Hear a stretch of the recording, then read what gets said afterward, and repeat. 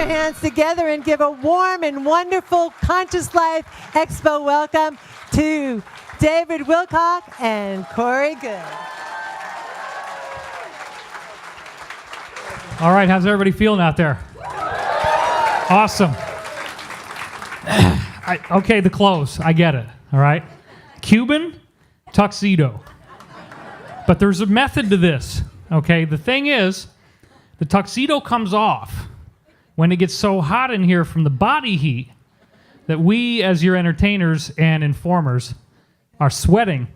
And in other years when I do this expo, you notice I'm always touching my nose and people are accusing me of doing cocaine. What I'm trying to tell you is that you think it's hot down there, I got 6 feet more of heat that goes to rise, right? And within 20 minutes, my nose is just going to be dumping off sweat. So I will try to remember not to touch my nose. But I don't expect that will work. So how the heck did I end up, after being online for 20 years doing all this stuff, how did I end up crossing paths with somebody like Corey Goode? Because it's almost like a foreign language. One of the problems that we have is people who have not really been educated about the big picture of UFOs. They watch something like Cosmic Disclosure, they're like, who the heck is this dude? Because you notice when Corey's talking, he's like totally deadpan. Right? He's not in it he's not like mugging for the camera. He's not wanting to look good. He's out there, and we have both been through incredible hardships to do what we're doing. And we are not giving up. Not even after we did our last taping, and Corey ends up in the frickin' emergency room. I don't know if you heard about this, but I put the whole thing out on my Facebook page, and you guys prayed for him, and that's probably why he's alive right now. Thank you. I'm really not kidding. It's a whole other talk I don't have time to go into today, but suffice it to say, there's a guy named Dr. Daniel Benor, and he analyzed hundreds and hundreds of different studies of healing done scientifically in laboratory conditions. 64% of the healing studies of psychic healing showed a profound effect. So what the lamestream is going to do is they're going to show you one of the 36% that didn't work, and they say, oh, see, healing has been scientifically disproven. But we know that it works, and I don't use that power very often, but in a case like that, I absolutely said, this is it. If there was ever a time to marshal the crowdfunding of healing, okay, we did it, and he's still with us. Thank God.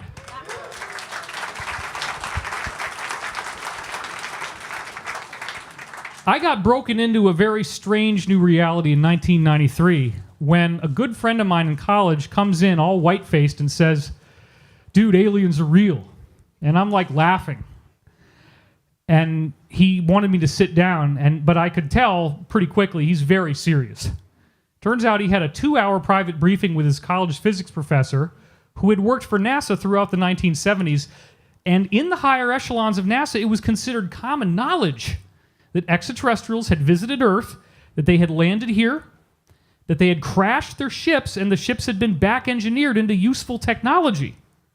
And he said, and this was in 1993, within 20 years, the technology that you are going to see will blow your mind. And it will come out in the open. And now we take for granted that we got these little buddies here, okay, in which this is like the whole frickin' desktop tower computer in one little thing. We kind of taken this for granted. Well, that's about the 20-year time frame is 2013. Sure enough, all this technology that nobody had anticipated ends up emerging. And that was pretty fantastic in and of itself, of fulfilled prophecy. After he told me this data, which included a lot of specifics, you probably all heard it before, about how there were 3 types, all this NASA guy knew was there were 3 types of beings, some of which look like grays, some of which look just like humans, but they're definitely not born on Earth. And they might have little differences, like their irises are purple, and they have like a diamond shape instead of a round iris. Or subtle little things like ridges on the roof of their mouth instead of a flat palate like we have. You get enough specifics like that, including propulsion systems and all this weird stuff, and you say, you know what, this guy is telling the truth. Then a few years later, out comes Colonel Philip Corso, who literally said exactly the same thing that I was told in the book The Day After Roswell about parts that had been taken out of UFOs and back engineered into, and I will list some for you, computer chips, fiber optic cables, light emitting diodes, LED lights. We didn't have that before. Kevlar, like for the bulletproof vest. Velcro, believe it or not. Infrared night vision. And then there's other technologies that we don't get to hear about, like anti-gravity. So even back in 1993, I'm thinking, well, wait a minute. If our government, if you want to call it that, got these things and used them and could back engineer them, then why wouldn't they have taken off outside of Earth's atmosphere? Why wouldn't they have gone around our solar system? And then why wouldn't they want to land on some of these other places and figure out what was there? So very early along in my work, I was lucky enough to find the work of Richard C. Hoagland, who got into Mars. And this was the way the book looked when I first got it, back in, again, 1993. And it freaking blew me away because I had heard from my buddy that he had done a presentation at the United Nations talking about the space on Mars that he's pointing to right here. That this is not just some trick of light and shadow, but in fact, as you see here, you have this artificial-looking face. It's clearly human-like with a headdress around it, next to what very obviously looks like a city of pyramids. So you notice there's some very, very pyramid-like things here, but let's take a look at kind of a side angle now. You see the face up at the top right, the pyramids down there on the left, then look down there on the right. That one down there is a 5-sided pyramid called the D&M. And this is what it looks like from overhead. Do you think that's some kind of just random crater or mountain? No, come on. And also what we see is that the proportions of the human, the Vitruvian man, like Leonardo da Vinci drew, you spread your arms and legs out, that's what it looks like it's a human being. Now this thing is estimated to be 1.5 miles wide based on the size of the Mars orbiter frames.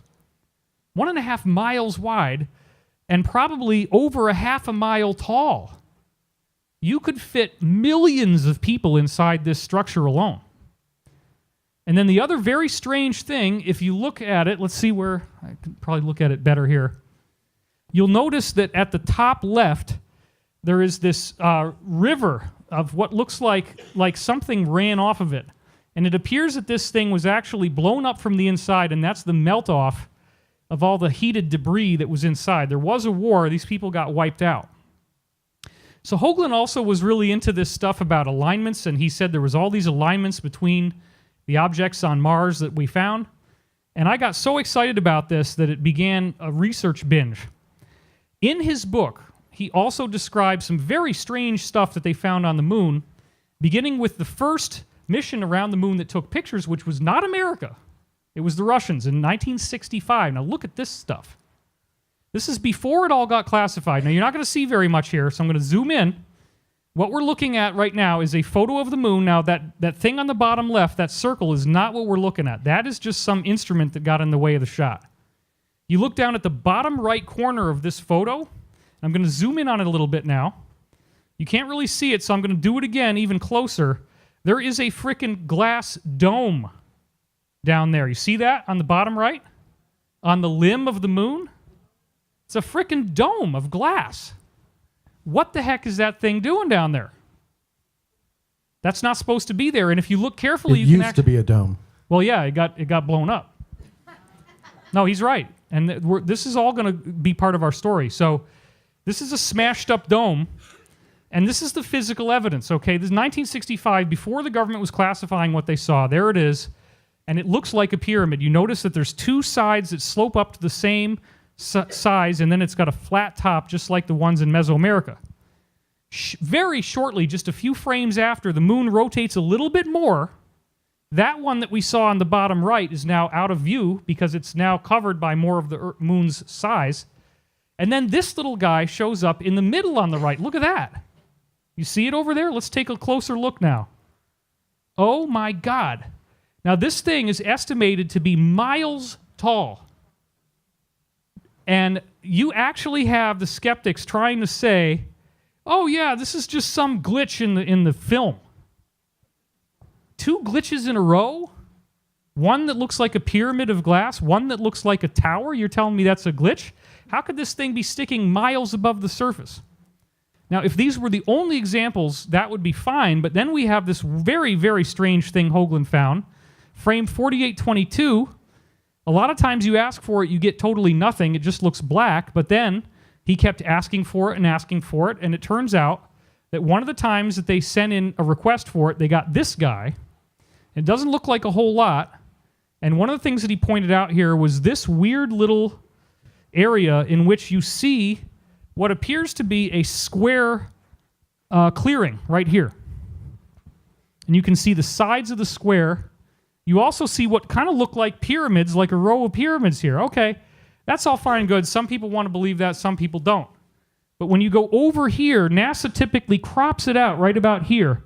But when he got the original, when whoever was supposed to hide things away in drawer 4822 forgot about not giving them the original, because they got 12 different copies of this thing, some of it didn't have this cropped out over here, and this is what they saw on the surface of the moon. It's in the original. Lots of people have seen the original. This is not fake. Do you think that looks like a geological formation?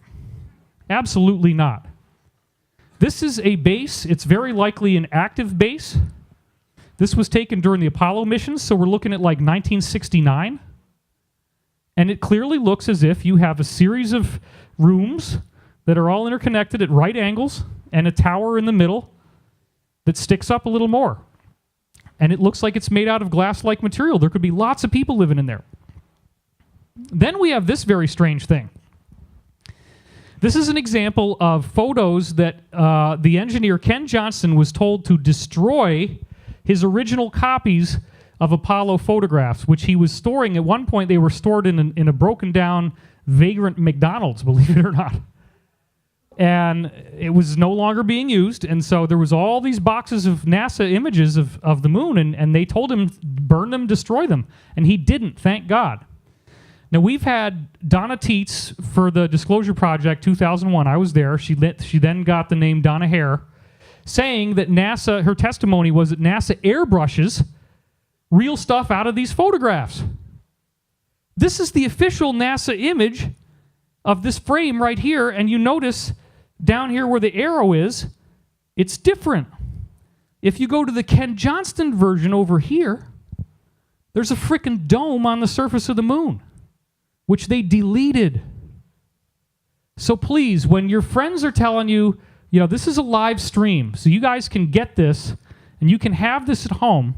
You can watch it as many times as you want. You can show people the proof. Something is going on here. There's stuff on the moon that isn't supposed to be there. And then this one really blew me away. This is when Richard Hoagland and I ended up co-authoring together. This is the original NASA AS14 669301. And it doesn't look like much, although there's this little tiny fleck of blue you can't really see. But when you image enhance it, you see all this stuff that looks like glass. And then another frame taken just a few steps away is 669279. Look at this. Just with a little bit of Photoshop, all you got to do is use the curves filter, which just pulls out more of what's in the image. And all of a sudden you see glass beams on a massive scale. I mean, this thing, whatever they posed in front of, it is frickin' enormous. Okay, that is an enormous, enormous object. Here's another example where the sun was setting and light catches off of some of these glass ruins. And you see shards poking up off the surface of the moon. It's totally amazing. Now, Corey has also talked about the idea that a lot of ships were left behind on the moon's surface. And this is one that I didn't put in my book. For whatever reason, I could only use so many images. But this is AS15, P9625, and 9630. Now look at this. What we're seeing here is a crater that has this very strange object in it. And when we do these two images together, and then we basically sharpen it using known filters, look at what happens. It's called a composite. Oh my gosh. Now, Corey, does this look like anything that you've ever seen? Do you think this one is a real example? It very well could be. There are a number of crashed vessels that are on the moon that were from antiquity. There was a major treaty signed, and in that treaty, they left all of the debris from the big battle that they had as a reminder or a testament for other generations, so that they wouldn't have such a terrible war again. So to me, this is an example, and this is another one that's really, really classic. It's called the Blair Cuspids. I talk about it in the book. This is one of the only surviving images of it from Argosy magazine by Ivan T. Sanderson. And if you can't see it very well, let's do this next one. Okay, what you're seeing here is literally an object that is many stories tall, at least 13 stories tall, obelisk on the surface of the moon with others around it.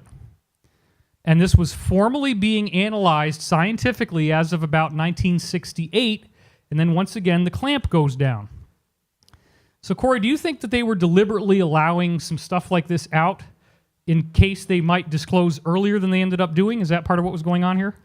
Yes, they have to seed the consciousness. That's the way their magic works. They will put out information and then redact it or ridicule it later, but the seed is planted. So yes, it's to set things up. That they have things planned out hundreds of years, and it's just a part of their limited disclosure. All right, the jacket is off. This is getting real, folks. We've gone from Tux to Cuba. Okay. Now, this was a Russian depiction of a more side-angle view of what they think was down there. And sure enough, it looks like a city of obelisks. And interestingly enough, a comic book that comes out 2 years after this breaks into the news called UFO Flying Saucers issue number 2 actually did a comic treatment of this. Here's the cover of the magazine, and Gold Key Comics, they're the ones that used to do the Donald Duck. My father used to take me to the newsstand every Sunday. I'd buy these Gold Key Comics all the time. Our graphic novel's going to look way better than that. Okay, fair enough. This is a historical document, though, bro. You got to appreciate that. And sure enough, what we see here is UFOs on the moon. And then, sure enough, we have this guy here, and he says, my colleagues and I believe that they may be some kind of obelisk, completely different from anything else on the moon's surface. Now, I don't know if you can see what I can see from here, but you look at this dude's eyes for a minute. Those are the eyes of a happy man. That's all I'm going to say, folks. They are blood red. Keeping the secret is you can just extrapolate. too much. You can extrapolate from that what you like. He looks like he is baked as a cake. Okay, I'm going to make it easy for you. It wasn't legal back then either. But there's the obelisks in 1970 comic book. Freaking crazy. And then they fictionalize a little bit, and they have one of these obelisks which creates some kind of gravitational field around itself. But Corey, look at this. All this freaking ancient space junk and bodies captured by the gravitational field of the obelisk in 1970. What do you think they might be telling us there? They're prepping us for either ancient builder race or some of the groups that came afterwards that built structures. Right. And the idea being that there's a lot of junk left behind on the moon, right? Oh yeah, it's covered in debris.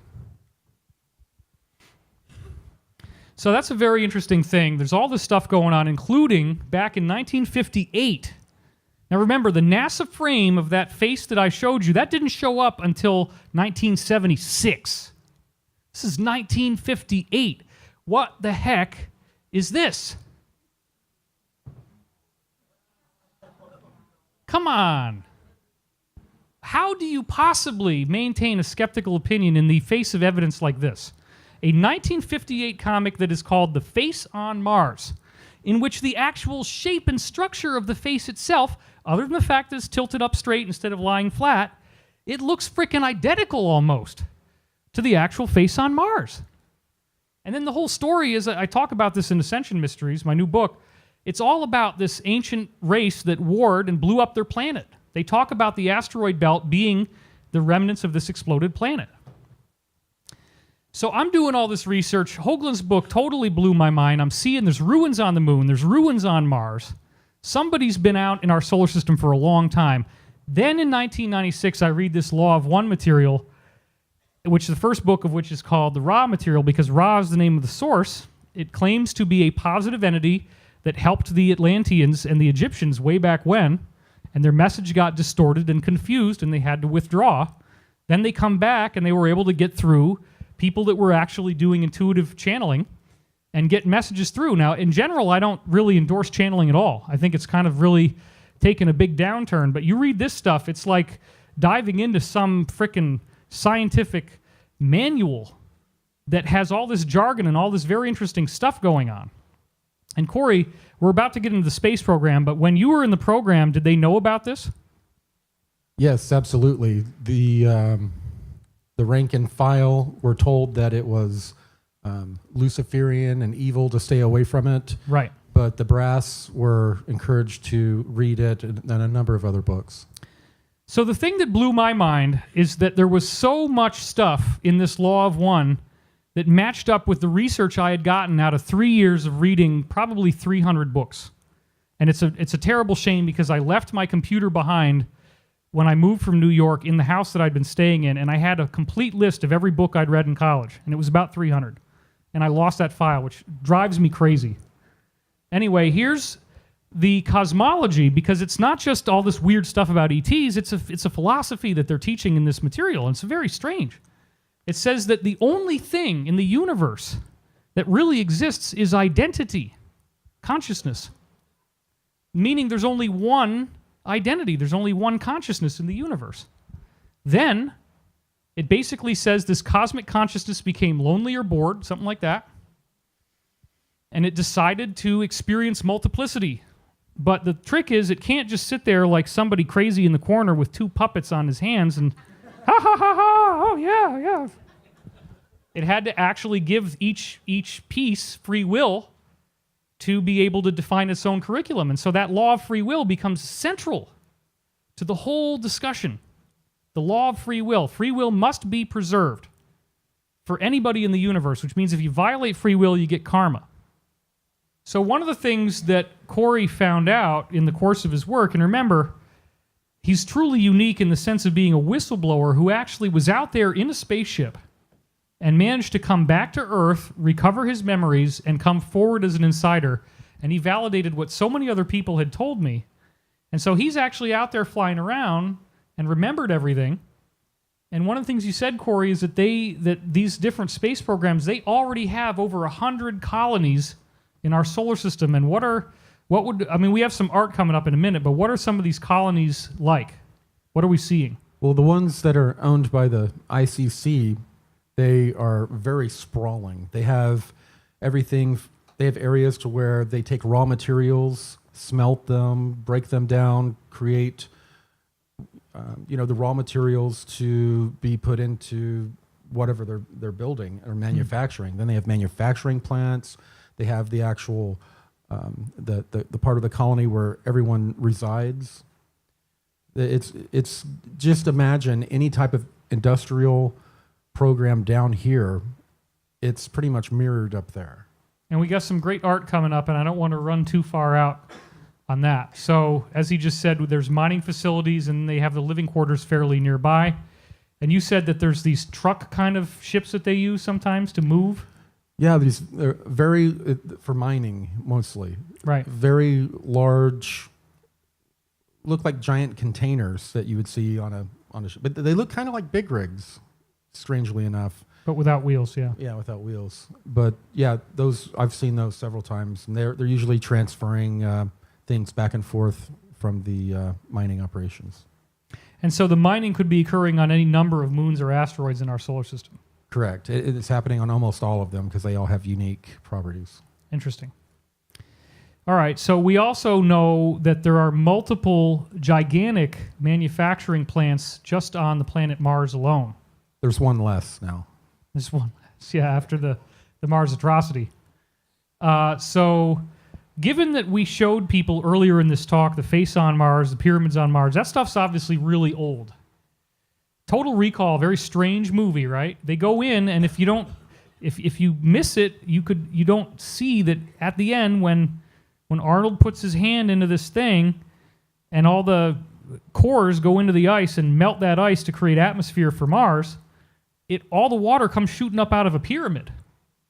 So if those pyramids are still there and Viking photographed them, have we gone back inside? Have we seen what's in there? Can we use it? What's going on with the face on Mars, the pyramids? Well, most of what is on Mars is completely destroyed. You'll see. I mean, it looks like what is it? Machu Picchu. Machu Picchu the or place where Pumapunku. Pumapunku, Yeah. where all the stones are just strewn about. Okay. Sometimes you'll see like a corner of a block sticking up, and it'll look like a pyramid. It's destroyed. It's all so destroyed. there's really nothing to go in and look at when you go in there. Well, whatever has been, they have people that come, or not people, but non-terrestrials usually that come and pick through all of that and take what is useful. But yeah, we've found some things that we've removed from these locations. So you can imagine now, I mean, it's got to be frustrating. It's frustrating for me, right? Hearing all this stuff and going, why the F are we not being allowed to see all this great stuff? Why are we being kept in the dark down here? You saw the stuff on Mars. You really think that that's a trick of light and shadow? You really think that those towers on the moon were just because, oh, well, yeah, the camera screwed up? No, this stuff is real. And that's why I wanted to start with some really hard data, because Corey is not alone. We've been hoping that new insiders were going to come forward to corroborate this. We've got people that are starting to want to come forward now. We're getting more testimony, and it all crosses together. There's no way that all these people could be lying about this with all the data in the Law of One and all the provable things that we know. And so this is a really rare and amazing opportunity for us to learn about something that is so much beyond, and I don't want to insult anybody, but you all know, if you've been to UFO conferences maybe even as little as 5 years ago, Roswell again? You know, right, the saucer, look, it's metallic. Oh my God. Come on, we're done with that. We got to actually figure out why are there so many different types of UFOs? Why do they all look different? And what Corey's revealing to us is, he said, if you didn't catch that, it's very important. Our people in the military-industrial complex space program, the greater one, of course, which is not really the military-industrial complex anymore, it's like a breakaway group, they're working with 900 different civilizations, and that's, as they told you, right, that's the ones that they're really trading with the most. And yes, there are others as well, right? They were actively trading with over 900 non-terrestrial groups. But then there's other groups that are kind of sometimes trading with them as well, right? Yeah, they're sort of like nomadic almost groups, and they make it around to our area, and then we trade. So this is where things get really interesting. We're going to start with the one that Corey got introduced to first. As you've heard his story before, I'm sure all of you have. If not, go watch Cosmic Disclosure. We have a nice opening intro that you can see for free on blueavians.com, as he said, BLUEAVIANS.com. You can watch it free of charge. You don't have to sign up or anything. It had a huge number of views online. And he had done these programs in the space program, like we said, going and visiting these colonies. And then he gets pulled back in starting on February 27th, 2015, only really about 3 months after we started to talk regularly. And he started to reveal all of his information to me. These blue avians, which he hadn't, you had had them contact you at home. That's one of your testimonials. And I remember you wouldn't even tell me about it. No. It was very personal, private to you. You wouldn't say a word about it. Well, for a couple of reasons. When I first got contacted by the Blue Avians, I was concerned because I'd been in all these projects. I'd known about hundreds of different non-terrestrials. Not once have I heard about an 8-foot-tall blue bird. Not once. So, yeah, I was a little concerned. And I definitely was not wanting to go around telling people I was talking to an 8-foot-tall bird, you know, especially when I was just starting to get to know him. Well, I can take anything. I mean, it's just, pour me 3 of those, bartender. Whew. Blue bird, got it. Aliens. Just don't drink it at the airport. Exactly. Then, very shortly after they asked this secret space program alliance, they said, go get this man. His name is Corey Goode. About 3 days later, 3 days later, I forget whether it was 28 or 29 days in 2015 or February, but you actually got, well, I say teleported, but that was wrong. It was a transport, right? That was when you had the DART craft. Right. To this Lunar Operations Command. Now, this is brand new. World debut. You guys are seeing stuff nobody's ever seen before. Yeah, it's part of the graphic You might novel, need the too. live stream to really get a good view if you're way in the back, but this is what, Corey? What are we looking at right now? This is the dart, what I sometimes accidentally call a Dodge dart. But it fits 2 crew in the front, and then in the back there are 3 seats. Not a lot of room for cargo. It's just a transport. This was what was sent to my backyard to pick me up, to take me to several different places, but on this occasion to the Lunar Operation Command. So this is, you said 2 seats in the front, 3 in the back? Correct. And you mentioned before that a lot of people are getting picked up and they don't even know it because they're getting blank slated. Well, these people that came up with me during that time period were not blank slated. Okay. They came. They're back here on Earth. I don't know what their mandate is. But you said this is really not much bigger than like a van, right? It's about the size of a car. Okay. Yeah. And you said it kind of flutters a little bit when you step on it as Right. you walk Yeah, up the into doors would pop up, and when I'd step in it, it would go down and slide a little.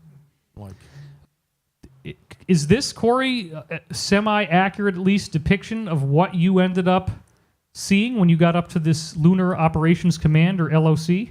no, this is actually one of the first, I guess, goes at creating the briefing room that I was in at the Lunar Operation Command. Okay. It was very much like what you would see at a college campus. Very, very similar. So this is, I guess, more of a stylized view that we've sort of corrected since then. Okay. These guys are they're not wanting to keep this all secret from us, right? This meeting that you got brought to wasn't about keeping secrecy. It was about disclosure.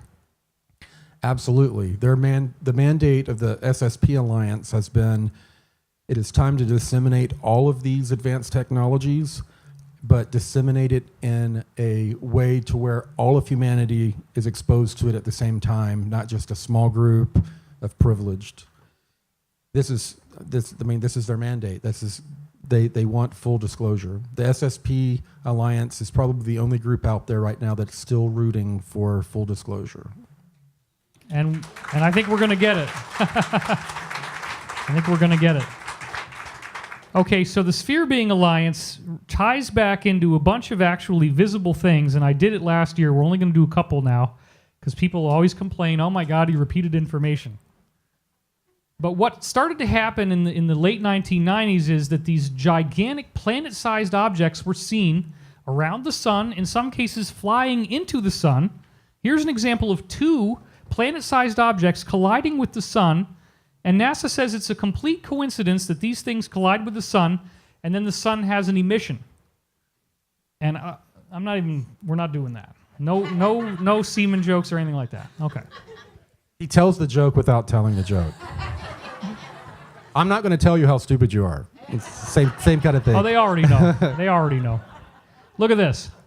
This is an animated GIF file of 2 gigantic objects. It's fast, but you can see these 2 things go crash into the sun, and the sun belches out this huge blast of light and fire, and NASA says, oh, those 2 events are completely unrelated.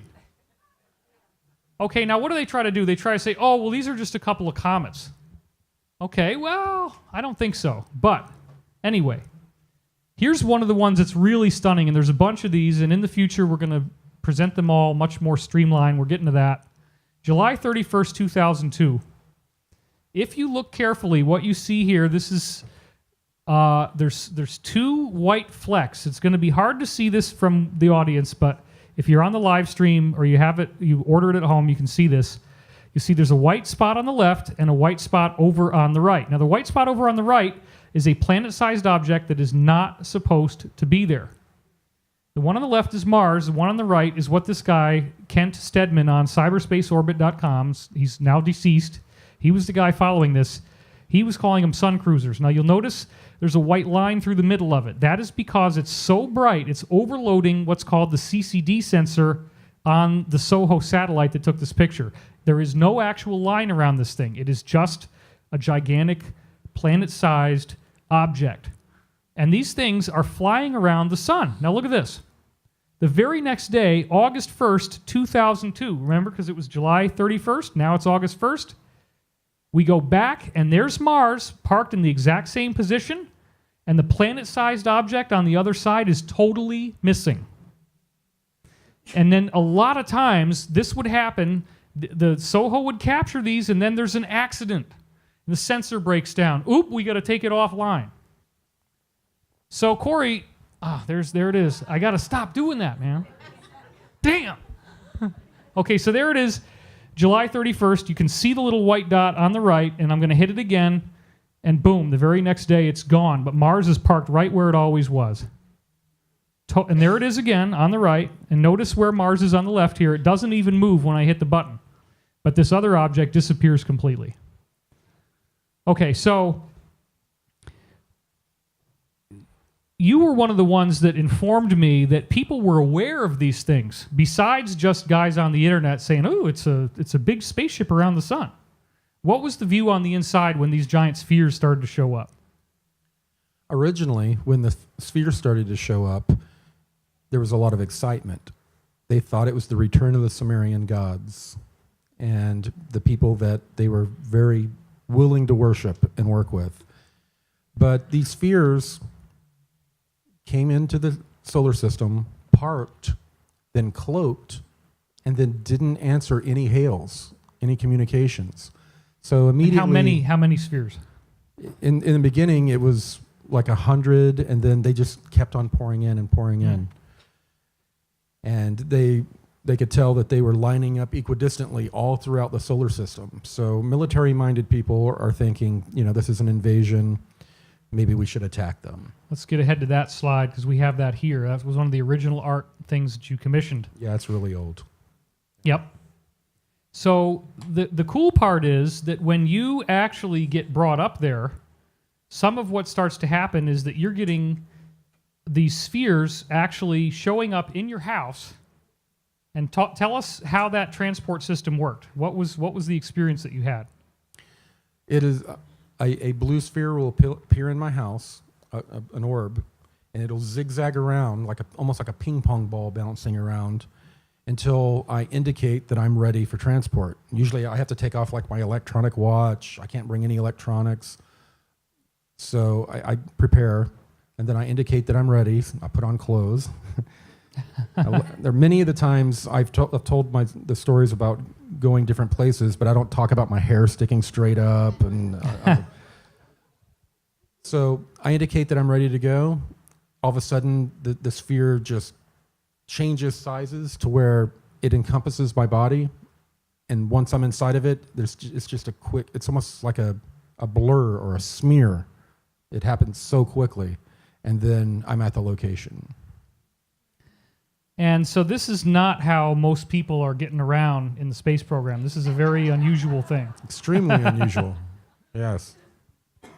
All right, so the Blue Avians finally reveal themselves after all these years of the spheres not saying who they are, not responding to hailing signals.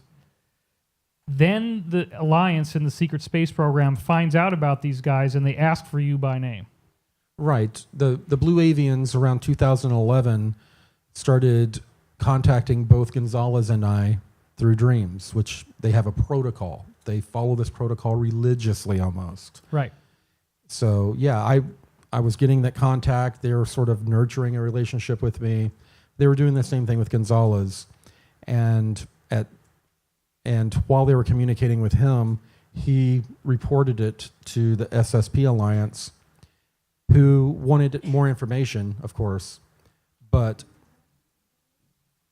what had occurred is they had gone to Gonzalez, the Blue Avians went to Gonzalez and stated that they wanted a certain person by name who he didn't know who I was.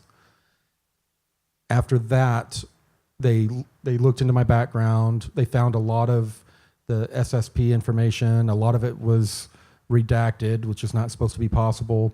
So they really wanted Gonzalez to be the ambassador, someone military, someone they can control.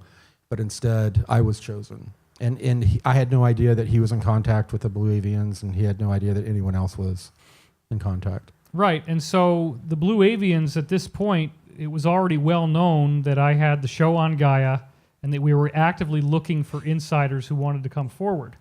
And this only happened to you right after you actually did use your real name and go public. That's a nice way to put it. Even though it wasn't something you wanted. Right. I was sort of outed unceremoniously, but yeah. But do you think that you coming forward with your real face, your real name, your real identity was part of the cosmic handshake that had to take place in order to allow this contact to occur? I guess it showed commitment, yeah. Yeah. All right, so this is what you actually saw. And if you haven't seen this before, this is the art that we got from Andrew Jones, which was then turned into 3D. Yeah, that was turned into 3D by someone else. Yeah. And I was there as we constructed this, and it was very emotionally powerful for me. I actually broke into tears as this image was appearing. It moved a number of people in the room. Yeah, it was very intense, actually, when this was happening.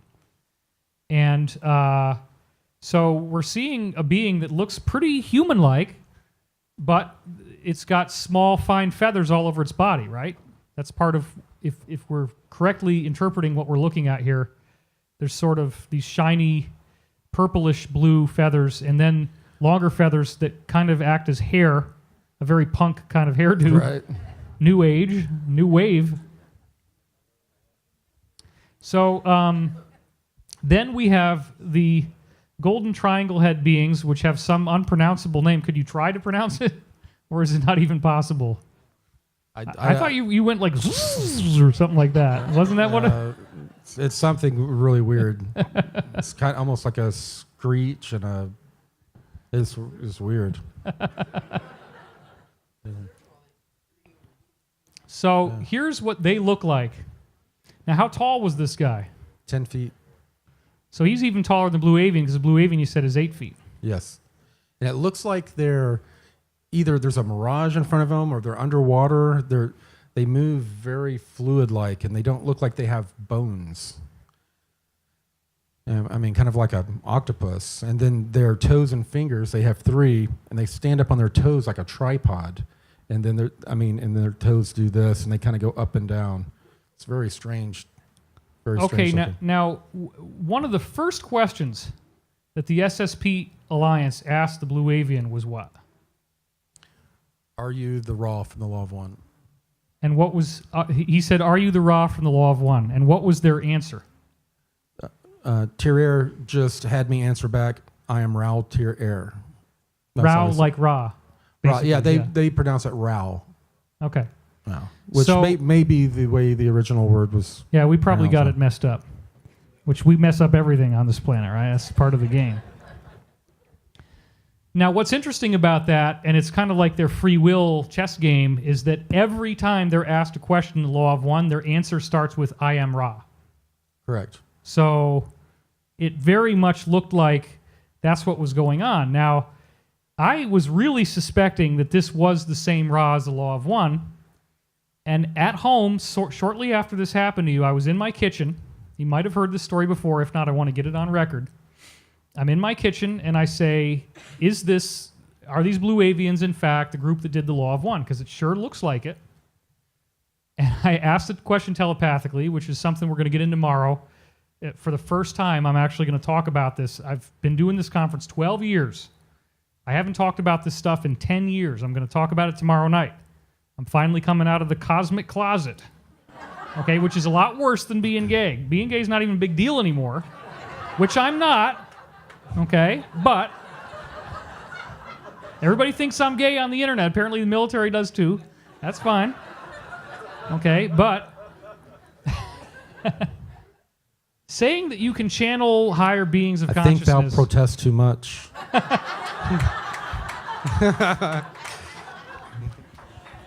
We're not going there. This could get into a big, big thing.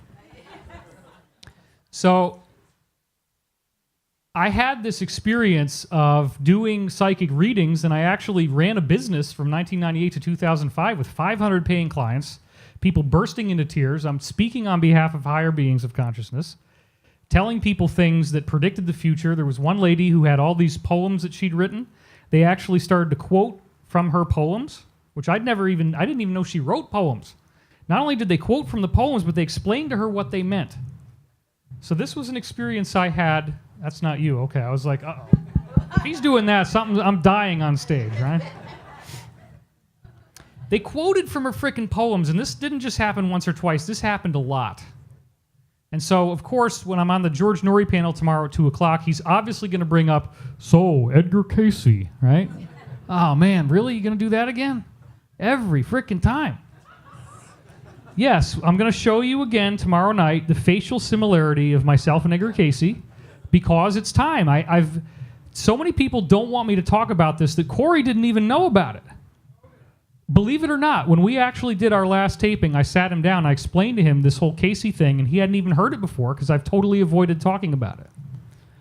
So I was in the kitchen, and I still can get access. It's not as much as I used to do. I had some very bad things happening in my life, and I didn't dare try to do this because you have to have a really sacred consciousness or it's not going to work. You're going to get the wrong channel. And I did not want that. So basically, after about 2005, I pretty much discontinued it because my life started to get really intense. And I didn't want to try my fate with the wrong side of the fence. But I can still get little things, and I'm trying to build it back to the point where I have the right consciousness to do it properly again. So I'm in the kitchen, and I say, okay, are you guys the Ra from the Law of One? And I wait, and I listen, I meditate, I get deep, and I hear 3 words. Go outside now. You didn't answer the question. Are you the Ra from the Law of One? Go outside now. Sounds like a text you got from me at Contact in the Desert. That's similar, yeah. 3rd time, are you the Ra from the Law? Go outside now.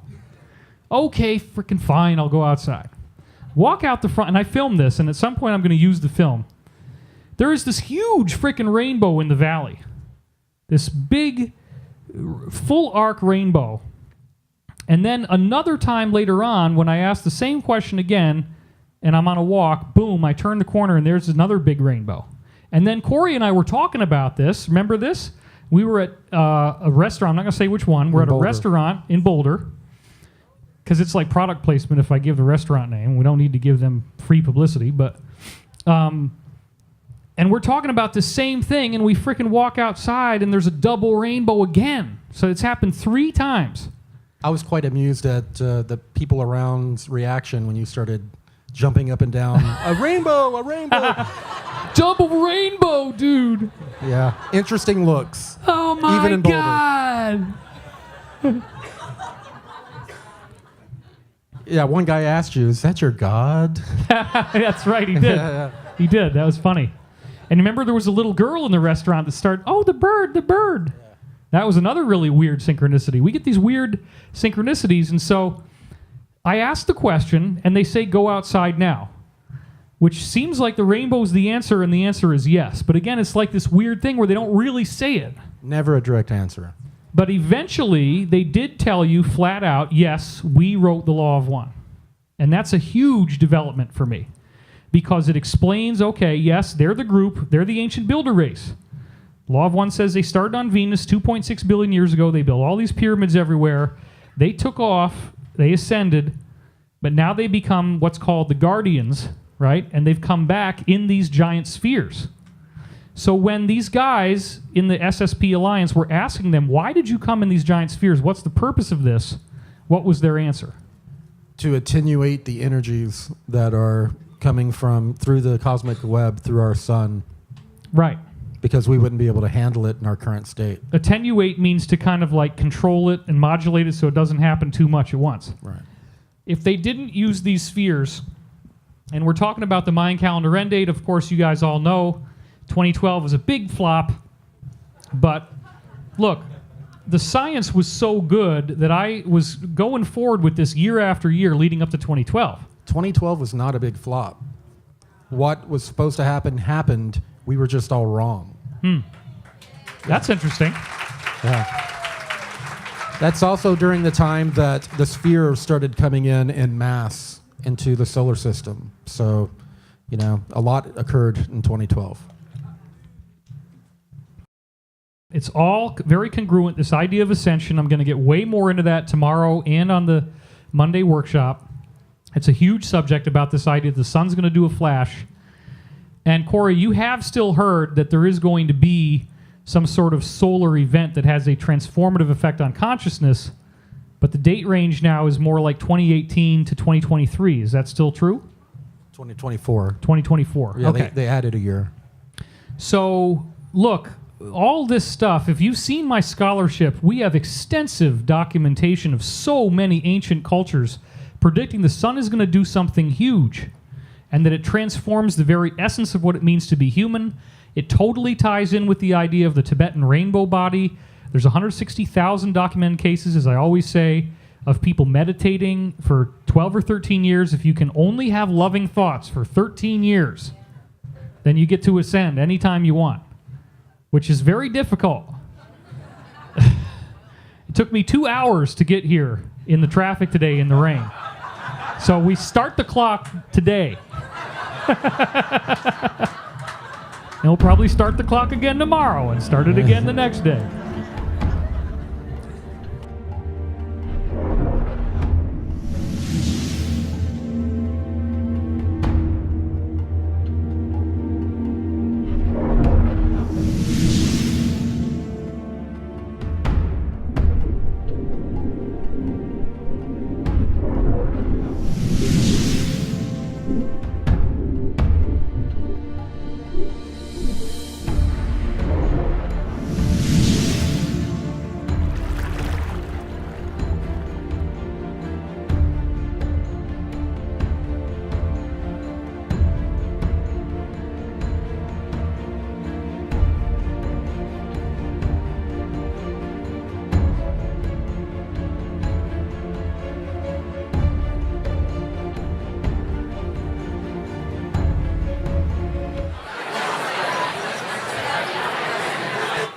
All right.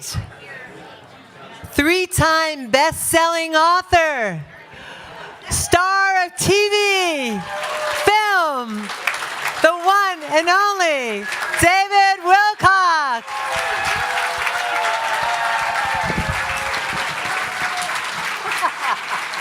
All right.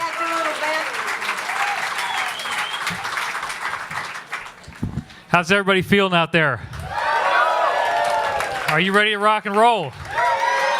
All right. We now have absolute confirmation from 4 different sources on the inside that 47 top-level Washington, D.C. pedophile prosecutions are going to be filed next week.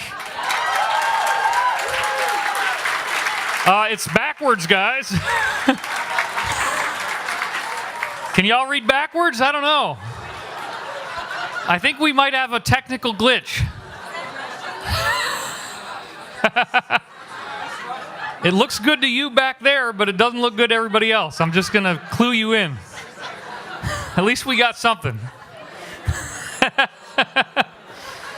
Warts and all, the David Wilcock Show. How amazing is that shit?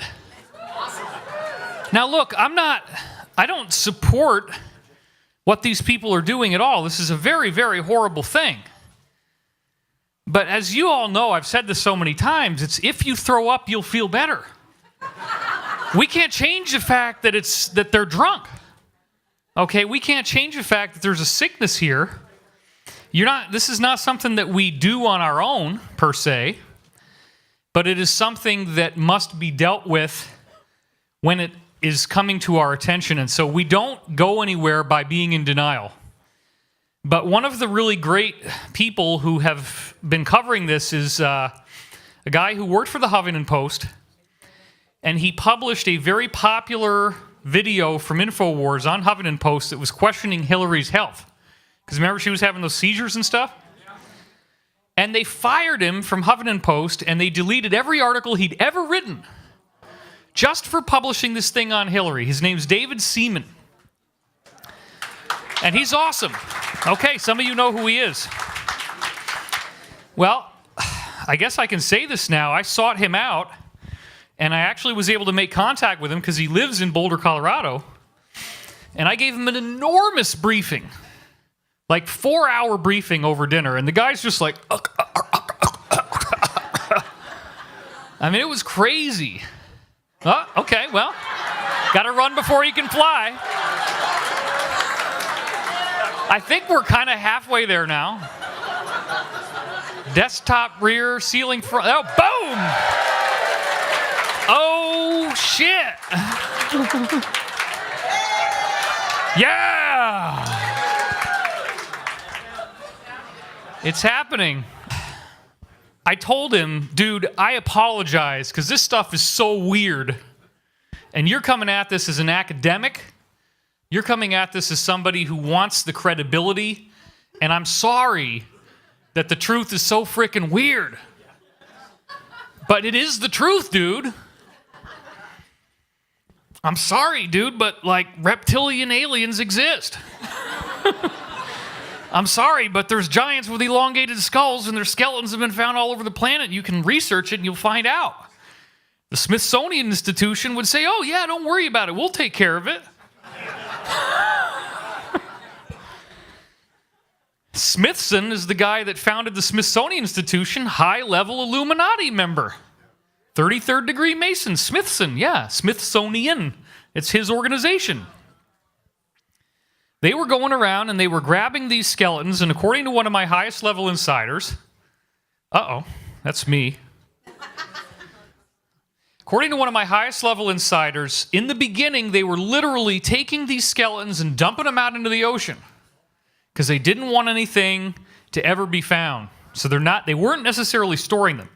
Then at a certain point, they realized, okay, we need to hold on to this stuff because this is our heritage. Now, what does that mean?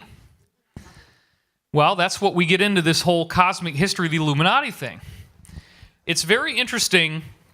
One of the titles that I've been tossing around for the Endgame Part 3 is Illuminati Beginnings and Endings. Because it's very interesting that this... Okay, look, come on. If you've spent any time looking into Pizzagate, you know that it's not just about disgusting sexual practices. It's about a frickin' cult that does this because they have weird occult ceremonies in which they think that Lucifer is the good guy. Now, why do they think that? Because the God of the Bible created Noah's flood to cleanse the earth of whoever was here before and create what they call the Adam, which is us. We are the Adam. We are a race genetically created and seeded here, and we were given dominion of the earth. Oh my God, David, you're talking about the Bible. Judeo-Christian nonsense, mind wash, brain control. Look, I'm going to quote now from one of my really funny insiders, this guy that we call Bruce. It doesn't matter whether you believe it's true or not. This is what they believe, and it's serious as a heart attack. Okay? So these people are really into the Bible. They really take this stuff in the Bible seriously, and we're going to see some of the hidden quotes that you don't usually find out about in what's called the Book of Enoch. When Corey Goode comes into my life, in October 2014, that's when I started to get all these briefings. It was soon followed early in 2015 after he revealed all this stuff about the secret space program to me, which most of you already know, and we're going to cover some of it again. I did a wonderful thing last night. How many of you saw it last night? Okay, did you like it? All right. I thought that was a pretty bomb-ass talk. Thank you very much. That's what I kept hearing. Everybody's like, oh my God, oh my God, oh my God. Yeah, I know. The truth is amazing. It's embarrassing to try to explain to somebody like David Seaman, who's totally new to it. It's like, well, Yeah, okay, well, the military-industrial complex has 100 mining colonies throughout our solar system and many others, and they're working with over 900 different types of aliens, and you got to kind of do the 10% rule. You give people a little bit, see if they can handle it, and then give them 10% more, 10% more. Don't just do a big freaking cosmic download without taking a breath. It's probably not going to work. Oh, I can do it. So we have these beings show up, and we don't really know who they are. They show up only for the first time after they used Corey as their messenger. And Corey had just come forward with his real name as a result of circumstances outside of his control. And they immediately sound like the Law of One material. They have the bird-like appearance, and Ra in the Law of One says that that the hawk is their totem, it's their symbol. So right away, I'm thinking, okay, there's something going on here with the Law of One. And the first question that was asked by the Secret Space Program Alliance, the people that are now trying to declassify all this amazing high technology we talked about last night, that almost all of you seem to have seen it, so I don't need to repeat myself. And also, if you're watching the streaming, people get mad if you say any information twice. That's not new information. Okay. So we're just going to partition this up. So assume now that this is like a series, and this is part 1, tonight's part 2, Monday night's part 3. If you have the streaming, you can see it all. So these beings showed up only because Corey and I start talking, and they sound an awful lot like the beings described in the Law of One. And then, sure enough, we have William Henry come along later on, who sadly was not able to be with us this weekend because his wife has ended up in the hospital. It's very sad. But he points out, oh my God, here in Egypt they have avian-headed humanoids that are blue. Like Horus right here. Some of them still have the paint on it where it's still blue. So these beings are nothing new, and we didn't know this. That's the point. We put this intel out without realizing that Horus was blue. We put this intel out without realizing that Japan had what they call Tengu birdmen of the mountains that are blue, avian humanoids. Okay? And this is only something I found out because of some research I did for Ancient Aliens. And then I was looking through things, and sure enough, I found out, okay, Tengu birdmen. I look up what they look like, boom, blue avians. And this is a Tengu birdman statue in Japan. So you can see these beings were down there in physical form, and now they have statues made out of them. And then this one's kind of hard to see. But once again, if you look carefully at the head, this is a bird-like head on a human body. So it definitely appears that these beings from time to time will contact groups that are receptive to their message and will actually get that message across to us in ways that are very provocative, because they showed up in these huge spheres. And all of this seems to tie back with my journey and how I ended up getting involved in all this, because the first book I ever read was something that my grandmother gave me when I was 5 years old, and she's a fundamentalist Christian. And I said this last year, but it's worth repeating because it's so cool. It was called Strange Stories, Amazing Facts from Reader's Digest, and I couldn't even read. I was 5 years old, and it's an adult book. So I kind of used it like a picture book, and I'd flip to the back, and there was this chapter called Enigma of the UFO, and it had these really cool pictures of flying saucers, which I'd never heard of before, except that I was seeing them in dreams. Most of the time, I'd see cylinder-shaped objects. And then I'm seeing these things that I'd only ever heard about in my dreams in a book. And I'm like, what the hell is that doing in there? It was amazing. But what even tripped me out even more was this article with Isaac Asimov as a co-author called Looking into the Future, and then this picture down here, commissioned by an artist, where they're depicting a base inside an asteroid with these weird dart-like stealth craft going in and out of them. Now remember, this book was written originally in like 1978. That's when I got it, somewhere around there. The original edition's 1978. It was already in there by then. So something led these guys to postulate, and this is Asimov, right, a notable science fiction writer. Yeah, there might be asteroids with civilizations inside of them. Well, is he just a very original thinker? Apparently not. Apparently we have people on the inside who are aware that stuff like this is already in our solar system with habitation inside. Now, it doesn't have a nice big gate in the front like that. You actually fly through the wall. You fly through the crust because these ships can dematerialize. So you go in, but there may also be some that have hatches or something. You go inside, and you have a whole world in there, a whole civilization with people and water. Most of the moons we now know have liquid water inside of them. So this is pretty amazing because Asimov and Arthur C. Clarke are getting these little dribs and drabs of information, and they leak it through fiction. And this was how this all gets started. Now, the focus of the talk tonight is, of course, Antarctica. That's what you're here for. That's what has got our excitement right now. And this is one of the pictures. It's not really pyramids, but it's just a very cool couple of icebergs, which kind of sets the tone. This is taken in Australia, Antarctica. Woo! So we can see how beautiful it would be to travel down there. And it's not as cold as they lead you to believe. You're not dying when you're down there. If you go during the right time, the right season, you'll get these gorgeous, gorgeous sunsets. And this is actually a real picture. This is not photoshopped, of a yacht that was found underneath the surface of the ocean in Antarctica. Somebody didn't have very good luck sailing during the wrong time. And to me, this kind of sets the stage for the ancient architecture and the things that we might see once we get down there.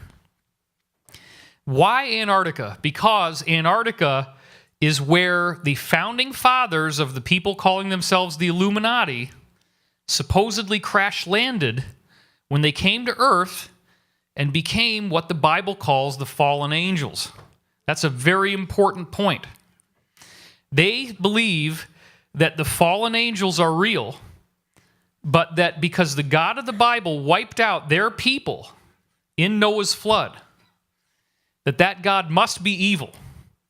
Because this Adam, which is us, they call us the Adam, they think the Adam is wicked. And they think that they, with all their ancient knowledge and high technology that they crash-landed here with, that they are the good guys. So they actually believe that they deserve to rule the earth and that we are not worthy. And so when I explained that bit to our Huffington Post journalist, David Seaman, that's when he got it. That's when he really saw, okay, this is why these people are so sadistic that stuff like Pizzagate is actually happening. Because they see us as an invasion. Even though they invaded us, they believe that they have a right to the earth, that they belong here, and that we are the insufferable fools who shouldn't be here. So these pre-Adamites, after they blew up their planet, they survived for approximately 445,000 years on the moon. This is the latest, greatest intel. And so approximately 55,000 years ago, they got attacked by, guess who? The reptilians, the Draco. They had a terrible war with the reptilians. That's how these ships ended up getting blown up. That's how the glass got broken. Their ships were getting shot down. Only a very small number of them actually survived. Now, they started out, as I said before, 70 feet tall. But because the moon was so much smaller, they'd actually gotten a lot shorter over time. But they were still giants compared to us, anywhere up to 12 to 14 feet tall. They are badly, badly wounded. They only have a few ships left, and they crash-landed on Earth with those ships, which were gigantic in size, as we're going to see in a minute. And the stories of their landing here were told in a book that should have been in the Bible, but the early Roman Empire said, there ain't no way we're putting this in the Bible because this is our story, and we're going to be exposed if we put this in there. So they removed it, but it's as old as Genesis, and Jesus quotes from it. So he clearly took it seriously. So the Book of Enoch was discovered only in 1773 in Ethiopia, translated, we didn't even get to read it until 1821, Then they find out, wow, Jesus is actually quoting chapter and verse out of this book in the New Testament. And then chapters 1 through 36 are called the Book of the Watchers, and that's where the really interesting stuff says. It says to happen, and Enoch is actually Noah's grandfather. So these people on the inside believe that Enoch is real and Noah is real. These are real people, and these were real events. Noah's flood is the Atlantean flood, and it's older than we think. It was 12,500 years ago. So in the book of Enoch, Enoch is basically working with these benevolent extraterrestrials, which very likely were the blue avians, same beings, and he's working with them, and he asks them if they will spare the lives of these people called the Watchers. Now, the book says there was 200 of these Watchers. I don't really think that's true. The data suggests there were a lot more. But there were a small number of these people that survived. They crashed here, and according to the new intel, they immediately set up cloning facilities and built lots of bodies for themselves so they could spread across the earth. And they crashed here 55,000 years ago. That's when this all started. So, the book of Enoch goes on to say that the fallen angels created great giants whose height was 3,000 ells, Enoch 7:3. An ell appears to be the distance between the elbow, hence L, and the tip of the middle finger, or a cubit, it's also called. And it's probably not really accurate because 3,000 ells, based on that, would be like 450 feet tall. Okay, so it's likely an exaggeration, but they were large, of course, we know they were large. This is probably something that was greatly mythologized by the point this book was written. It says in Enoch 7:5-6 that the giants began eating people on earth. They were cannibals to the humans that were supposed to be here. They begged God for forgiveness. Enoch was used as their middleman. That's 13:4. And they got turned down. And as a result of this, the biblical Atlantean flood, the Noah's flood, was created to cleanse them from the earth. And they believe this is actual history. And in the Ascension Mysteries, I trace out all the different things that lead to this conclusion. Noah, the great-grandson of Enoch, became the guy who preserved the animals and plants and people, one of each species, right, so that we would survive through the flood. And this very likely is some kind of extraterrestrial craft. The Noah's Ark is kind of an allegory of a much more advanced object, and it just becomes a boat in this story because it's been rewritten and rewritten and rewritten, and people kind of missed the original point. So these pre-Adamites, this is what they looked like based on Corey Goode's intel. These are the people who were deemed to be the wicked, the giants with the elongated skulls, where the flood largely wiped them out, but not completely. Surviving remnants of their population lasted through the flood, even though they were in much smaller numbers than the humans that were then seated here as the Adam. And those humans had already been here before, but then they were built to inherit the earth. So the Bible's a little bit off on that too. But the point is, these beings were not completely destroyed. When they survived in Europe and Asia, they eventually made their way into the Egyptian pharaohs, as I talk about in Ascension Mysteries. And when they first landed here, before all this crazy stuff happened, this is an important point that we get from the new briefings. They knew that the continent we now call Antarctica had ancient builder race ruins below the surface. It's a very important point. Ancient stuff, 1.6 billion years old is how old they estimate that it was. So their ships were badly damaged, and they landed where they could then tear apart the ships, use the parts that were inside them, use the power systems, and set up their own little enclave because they were badly damaged. So then they colonized those underground bases built by the ancient builders. There were other places they could have landed that would have had better land and better water and better game, but they went to Antarctica because at that time it was tropical. The Earth had not shifted on its axis yet. It was a nice place to be because of the underground stuff that they were able to get into. That's where they started up all this cloning and all this crazy stuff. So now here we are. Oh, people are like, oh, don't show me his face. why in God's name did John Kerry go to Antarctica on election day? Literally, I'm not kidding. This is a picture of him traveling with the military on the day of the election. Like maybe he's worried that the election isn't going to turn out in a way that's good for Pizzagate people. Not saying that he is, but it's probably going to be. He wants to go see it while he's still got the chance, in case Hillary loses. Here he is in Antarctica. Notice that he's not wearing gloves and a hat. It's warm enough down there that you can sail around and be comfortable. That's him in Antarctica. Why was he there? Because recently, as in within the last 30 years, according to some of my insiders, they found new ruins under the ice that are very advanced of these original ancient builders that crash landed there. And here is Buzz Aldrin. And there he is in the middle with his shirt that says, one of them says, "Get your ass to Mars." That's the one the woman is wearing. She's got the red bag. Her shirt says, "Get your ass to Mars." The other one says something similar. Destination Mars. Thank you. I can't really read it from here. Notice that they're on a Russian plane. You can't even charter an American plane in Antarctica. You had to go through Russia. And here it is right there on ABC, breaking news. Buzz Aldrin had to be evacuated from Antarctica. 86-year-old fell ill while visiting the South Pole. We didn't know why. And you're going to find out later, teaser. You're going to find out why he had to be taken out. It's amazing. Wait till you hear that bit. And there he is.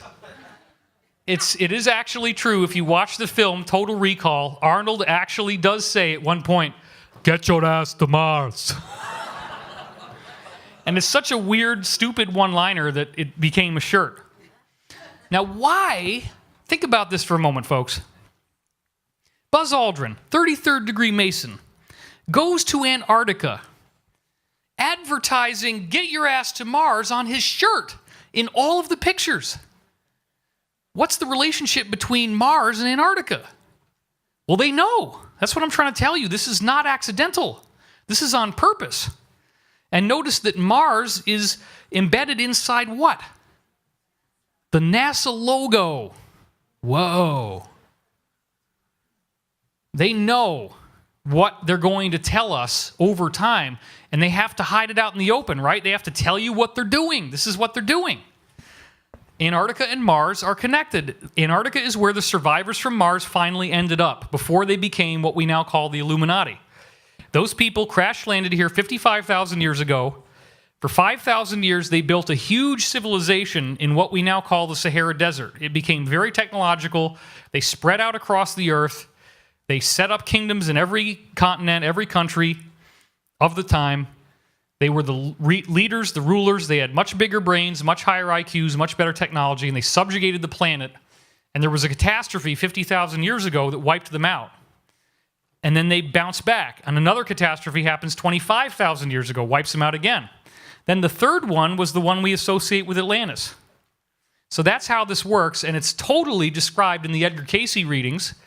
And there's so many things the Edgar Cayce readings has in common with this, it can't be an accident. So Corey gets this incredible body of information. He wasn't telling me what it was. He just said it's something about Antarctica, but I can't release it. And I mean, we knew there was ruins down there, but I didn't know that these excavations were so active and new. And then finally, I get a briefing, and he can tell me, and this happens right before we're about to go for a Gaiam taping. And so we make it into episodes, and then we also integrated it into what became Endgame Part 1 and 2. Part 1, I go into Pizzagate. Part 2, I go into Antarctica. But not with all the rest of the stuff I'm going to tell you today. So if you've read Endgame 2, that will really help, because I'm not going to go through all this again. I'm just going to repeat myself.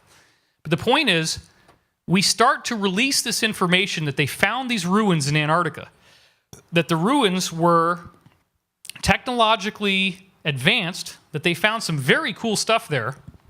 And then we start to hear that there's a plan to release this, and this is actually part of what the Alliance wants to do. Now, I don't want to diss the Alliance. I think it's awesome that they've stood up against the cabal And they're bringing the cabal down, and they want to give us disclosure. But they're also saying this is the only responsible way to do disclosure, because if you do it too fast, people will freak out. That's the excuse. The reality is that if we got full disclosure with the data dumps, all the data that there is, then the vast majority of everybody in the alliance has got unspeakable crimes associated with them, because heroes can turn. You could have somebody working for Hitler in Nazi Germany who then becomes a defector and comes to the U.S. in this case. If you want to think of Hitler as bad, U.S. is good, even though ultimately, as I've said, the cabal seems to have been controlling both sides of World War II, and there's some really good data on that. Some people are going to be shocked when I say that, but not you guys. You're like, yeah, okay. U.S., Nazis, same thing. Right, got it. No big deal. Nobody's like, I don't see any faces doing that. So let's just go with this nice Victorian paradigm of U.S. good, Nazis bad. You have a defector. You have a Nazi scientist, and he gets compromised. He's part of that regime, and now he's a hero. He's a whistleblower. He comes forward. So please, if you are aware that this stuff starts to happen and this video ends up going all over the internet, let's try to give these people some amnesty, for God's sake. If they are in the alliance and they're risking their lives to save our butts, they deserve a second chance, because they are now heroes. Can I get an amen on that? All right. We have to be able to practice the forgiveness that the ancient teachings of all major religions tell us we should be doing. We have to be able to see that these people are not lizards, and they're not monsters, and they're not creatures. They're human beings who might have gotten stuck in something really bad. Some of the stuff that Corey Goode was involved in was really bad. He's admitted it on our show. But he's a hero because he came forward. There's other insiders that have come forward. But the alliance has pushed this thing out because, and this is the real story, they all want to die before the stuff would come out that would cause us to judge them. They want to die a natural death. They want to live out their life. And I understand that up to a point. I do understand why they would want to push this thing out 50 years, maybe even 100 years. And drib and drab it out, okay? But here's the thing. Our planet does not have that time. What the hell did we just hear about Fukushima? Right? It's frickin' 560 whatever sieverts per hour, which means that the robots would break down in 2 hours. A human being exposed to it for a flash is instantaneously dead. We have technology that can dial out that radiation like nothing ever happened. It's already there. That's known.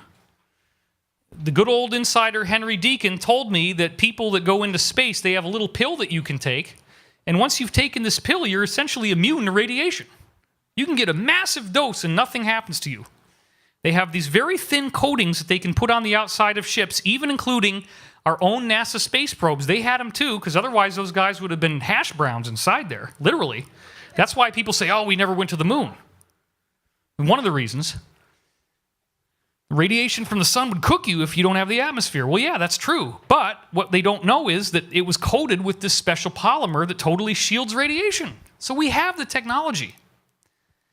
So look, you guys, I understand and I get it. You don't want to have embarrassing information. There's going to be a witch hunt. You probably will have to be, if this does happen with full disclosure, okay?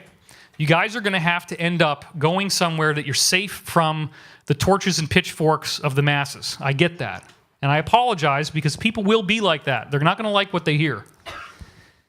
But I will be one of the ones supporting you as heroes and saying that you deserve clemency. And this audience also, as you just said, how do you feel about them being heroes if they're going to save the planet for us? Absolutely. They need our support. They need to see that we're not going to see them as creatures and monsters, that we're ready for the truth, even though it's going to hurt. And this truth is something that they very much know to be true. So we get this briefing from the Space Program Alliance because people at that level, where they've got all this really advanced technology, they want the whole disclosure to come out. And that's what we're fighting for. I believe that we will heal from this, and when these people in the alliance are kept in safety, that they can eventually be forgiven and brought back out, and we're not going to try to kill them. Because the things that we're going to get as we get full disclosure will quickly make us capable of forgiveness. Because imagine if instead of having to drive home tonight, you just portal back home. If you have a little pocket portal, boop, off you go. That really didn't sound good. I promised I wasn't going to do a dick joke. That's 2 of them. Wow. It's hot in here. Can you imagine being at home, having a portal device in your home, and getting to travel out to a base on Pluto and come back in time for dinner? And get to meet all your cool new friends who are ETs. And get to see things that are so spectacular that you're literally shedding tears in amazement at what you're looking at. If we get to that point where you have a materializer in your home and you think about the best meal you've ever had in your life and you hit the button and boom, there it is, perfect. And it digests into pure nutrition in your body, cleans your mouth as you eat it, and leaves no waste products behind, and you don't get fat, you don't lose your teeth, you actually gain dental health, I think we'd start to feel a little more forgiving. If you got anti-gravity and you have your hoverboard that's a real hoverboard, not the frickin' thing that blows up under your feet. We saw this guy smoking weed on his hoverboard. It's true, it actually did happen.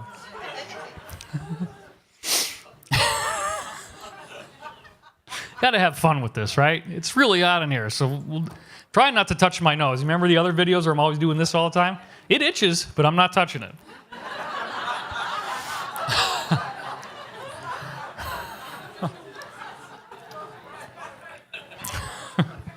People say, oh, David's on cocaine, man. Frickin' did lines. That's why he talks so fast. No. It's blisteringly hot in here, okay? Even up there, you can feel the heat. It's like it just radiates down from the ceiling. There's a lot of bodies in this room. So we do all this intel. We get all this stuff put together.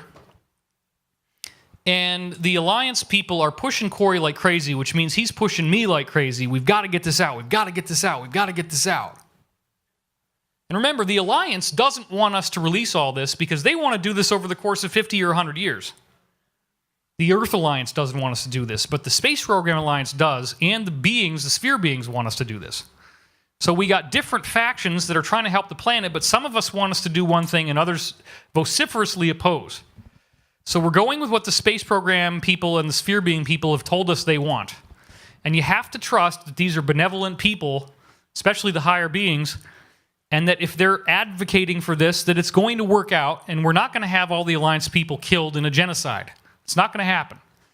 Once you have that technology, once you have anti-gravity, once you have a car that you can fly through the air, point and click, you never have a car accident again, you can go anywhere you want, you can travel all over the cosmos, you can see incredible ancient ruins. If you want to, archaeology is probably going to become one of the most common jobs people take on. Right? Because we're not going to need money. You're not going to need to work a job. You're going to do something because you love it, because you're passionate about it. Isn't that awesome?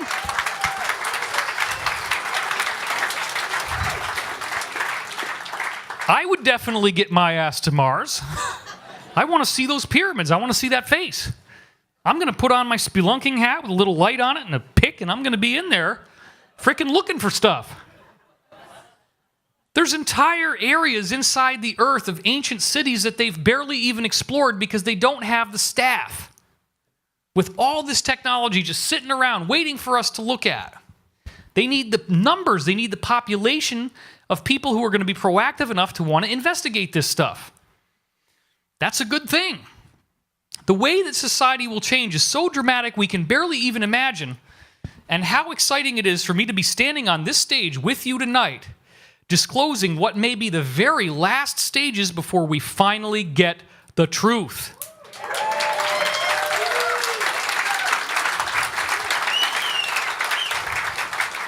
Amazing. David's a conspiracy theorist, man.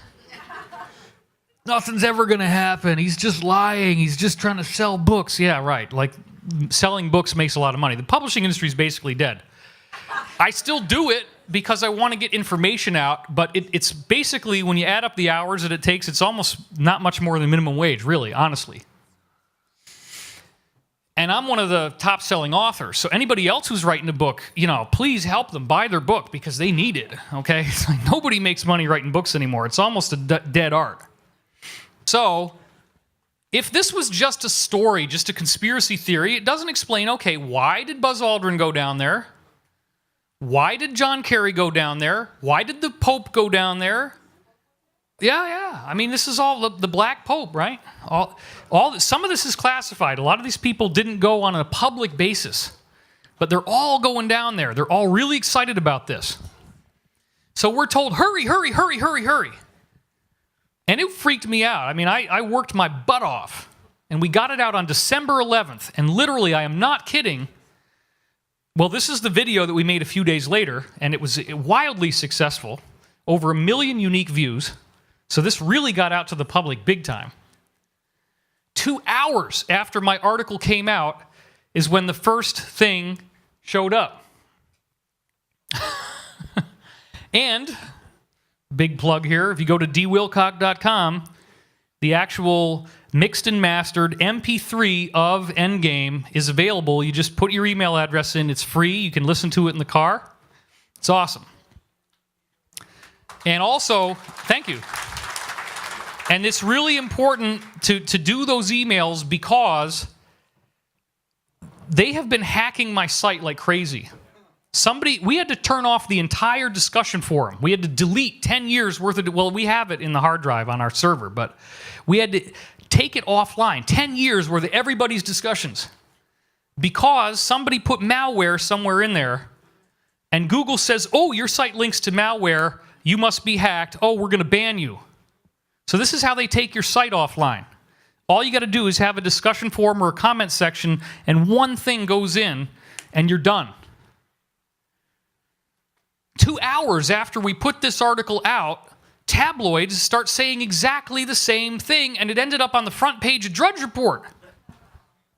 Now, here's the shrinking reindeer from global warming, which is a sad story in and of itself. But then there it is in italics. The lost city of Antarctica, massive ancient civilization, lies frozen under ice. Holy shit. 2 hours after my article comes out? Is that a coincidence? Come on. No. This says the lost city of Antarctica. Shock claims massive civilization exists beneath a mile of ice. Antarctica is hiding a huge city underneath more than a mile of ice, according to incredible claims. December 11th. Artist's impression of a doorway to Atlantis. They're getting you ready. And we were told, you've got to get this out before you get scooped. And look, there it was, 2 hours later. Unbelievable. They talk about the Piri-Reis map, and they say, look, it's got the subglacial topography of Antarctica before they were supposed to know what it was. And they quote from Charles Hapgood, the original guy that had the theory that the Earth shifted on its axis in space. Antarctica was originally not on the pole, but it was tropical, and it moved. What they didn't get into was this interesting fact that you can look at Antarctica now, and if you look at the top of this image, it says subglacial lakes. So these blue areas are beneath the surface of the ice. The surface is all white, and you just see ice. But if you go in there, they know that there are areas where there are lakes, meaning this warm water. And you can take a look and see where the lakes are, meaning this is where the continental masses are, and where two chunks of Antarctica, there's a big chunk on the right, a littler chunk on the left. We only knew that since 1958. There's another image of it in gray. But yet, here we have from 1754, the Buachi map from the Vatican showing Antarctica with a channel in between the middle right where those subglacial lakes are. So what the heck is going on here? They knew. Antarctica wasn't even discovered until the late 1800s. This is all going to be part of the disclosure. It was mapped back when it wasn't frozen. Back with the pre-Adamites. They copied this over from pre-Adamite books. That's how they got it. That's all part of the disclosure. Then the next day, December 12th, 12/12, important ritual date, the lost city of Antarctica. Shock claims massive ancient civilization lies frozen beneath a mile of Antarctic ice and could even be Atlantis. Isn't that something? Just one day after we were rushed to publish this thing, and I broke my butt doing it. There it is. Now, this is what it says in that article. Check this out. There's the link, so you can look it up yourself. Conspiracy theorists went wild earlier this year when a video claiming to be from the lost city emerged. Now, wait a minute. Is anybody here realistically going to deny that I'm not one of the greatest conspiracy theorists of our era? I sell books, I do conferences, we've got a huge crowd here at Conscious Life. I'm definitely one of those people. I didn't go wild because there was no video. They make this stuff up. They're leaking a fake story. It's fake news, but it's actually getting us ready for something that's very real. This alleged video that nobody ever actually saw, they just say, oh, conspiracy theorists, but you don't know who they are. They don't post a link. They don't show you the video. They don't give you any way of seeing where this video is or who wrote about it. They don't link to one article of anybody who said anything about this. Oh, just take my word for it. Yeah, the conspiracy theorists went wild. It appeared to show extensive ancient ruins hidden in the ice and was a video supposedly left behind by a California TV crew who have been missing since 2002. Now, this is what's so crazy, and it's one of the things that we really have kicked ourselves for, is that Corey had told me before they wrote this that there were teams down there that had been embedded since 2002 filming the archaeological ruins, getting ready for this disclosure. They've been doing it all that time, 14 years. And then this comes out a couple days later. I was kicking myself that we didn't leak that part of the intel in our article because it was so amazing. So I put it in as an update after this happened. So that crew is still down there now. They've been making documentaries for 14 years, and notice it's the year after 9/11. They needed this plan in case the botched job of 9/11 got exposed. And then they need to get a get-out-of-jail-free card. They need to say, oh, well, look, everybody, yeah, we did some bad stuff, but hey, now we're going to give you something good. Can't you be nice? Can't we all kiss and be friends now? That's the cabal's plan. Now the Alliance wants to actually release this as part of a benevolent disclosure. The only thing we're disagreeing with them on is how fast we get it. But they're setting the stage for that real disclosure with this right here. So then it goes on to say, archaeologist Jonathan Gray claimed that the U.S. government is trying to block the video from being seen because it reveals there is a massive archaeological dig underway 2 miles beneath the ice. But that's not the wildest claim, with several online websites claiming, wait a minute, what website isn't online, dude? Online websites, It's not exactly well written. Several websites claiming that there is a city in Antarctica and Hitler knew about it, making it a secret Nazi base. Now look at this. What they're doing is they're setting up the release of this video. They're promising something they intend to deliver, folks. They intend to deliver a video that shows a massive archaeological dig 2 miles beneath the ice. That is going to happen. This is the proof. It happened right after we published our intel. Is this a coincidence? No way.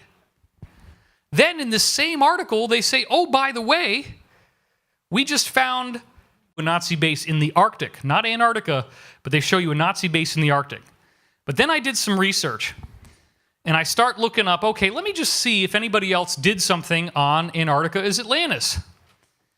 The mainstream scientific journal known as Science, as good as it gets in academia, published this very strange thing in 1998. Check this out. There it is. There's the Science logo, AAAS. And look at the bottom. March 31st, 1998, ancient ruins found in Antarctica. Now, the first clue that something's wrong here is you got this little image of a guy dressed up in old-fashioned Shakespearean clothing, and he goes, "Oh, please." Okay, but that's about the only clue you get at first, that something's wrong. Ancient ruins found in Antarctica in a mainstream scientific journal. And here's the text, which I'm now going to read to you. Check this out. From 1998. Argentina, that's the first clue something's wrong. Why would it be, and is there even a place called Dirac? Okay, it ends up being a spoof, but they're hiding things in jest. Scientists, this is in Science Journal, okay? Scientists have uncovered the remains of a massive stone structure and other artifacts estimated to be 4,000 years old in a remote corner of Antarctica. The find, announced at a press conference here today, is the first evidence of ancient civilization on the icy continent and is being hailed as one of the most important archaeological digs of the century. Working in dwindling light just before Antarctica's first sunset of the year in mid-February, a team led by geologist Scott Amundsen of Wyoming State University came across the rubble of a stone building roughly the size of Rome's ancient amphitheater. Interesting. One of my students tripped over a squat pentagonal block while we were hiking up near Doubleday Glacier, Amundsen says. And in fact, the briefings are saying that the melting of the ice in Antarctica is causing these buildings to poke out now. This is actually real. All the stuff they're telling you here is true.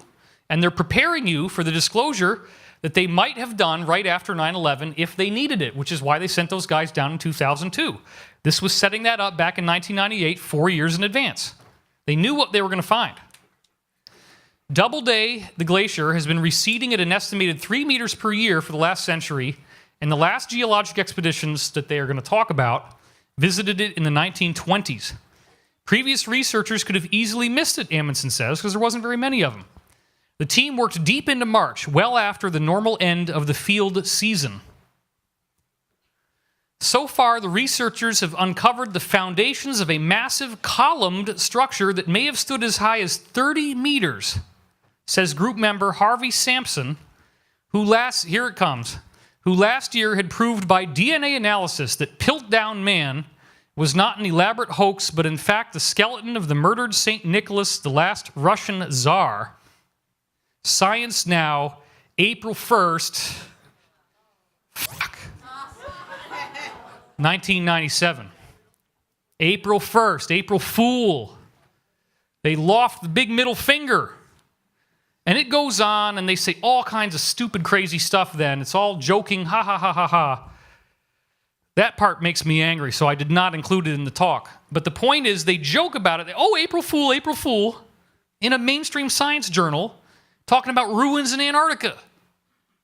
They tell you the truth, but then they disguise it. Isn't that amazing? Can I get a big round of applause if you think this is amazing? Unbelievable. Then, the article that came out 1 day after we published Endgame 2, links to this. Hitler's Ghost Island, secret Nazi treasure hunter base in the Arctic, found by Russian scientists after being abandoned over 70 years when the crew was poisoned by bad polar bear meat. That'd be a pretty rough meal in the first place. I don't know. And it says, a top secret Nazi base in the depths of the Arctic has been found by the Russian scientists after more than 70 years.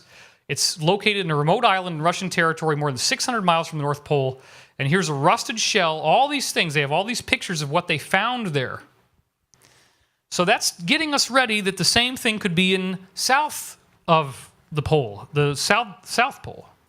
We have William Tompkins now, who has come out as our big new whistleblower. Here he was as a young man, hired in World War II to debrief American scientists embedded in Nazi Germany's space program, including people that were working in Antarctica. And he confirmed that these ruins were known about all the way back in the late 1930s. They've had a long time to prepare for telling us the truth, which is really stunning. Now, what we're hearing from Corey is that not only is it Antarctica, they're finding that some of the ancient ruins on Earth have very technological things like portal devices actually buried inside the stones, including some of the oldest Sumerian stuff, and this is one of those examples. So we're going to have to probably protect this stuff when that comes out because people are going to want to tear them apart looking for technology. And they've been very quietly doing this with very advanced equipment to find these things and try to get them out before they tell us about this. But they're finding all kinds of cool stuff in there. And while looking at these ancient ruins, I came across this. Those are two ordinary humans of ordinary height, two men, holding, like slaves, an umbrella for a very tall human being. Isn't that interesting? A pre-Adamite. One of these elongated skull guys. One of the giants. There's more proof. One of the things Corey's intel has told us is that they are going to show us rooms that are just literally lined with gold, floors, walls, and ceilings with all this gorgeous inlay. And Corey actually got to see that stuff. And so there's this place, I believe it's in Indonesia, called Baodong, that has very similar type of a look to it. Not exactly the same, but close. And people go there to pray, and of course all that gold is going to have amazing energy. It's going to be a very energetic spot. You can see how beautiful this is. Corey was picked up by a craft like this, and that's one of the ways that he got taken to Antarctica. This is from the MIC group, the Military Industrial Complex Secret Space Program. And when he was down there with the Anshar and with other things, this is a forensic reconstruction of what it looks like in one of the real bases. You got these triangular craft down there, all kinds of excavations going on. And then this is the art that we commissioned for Endgame 2.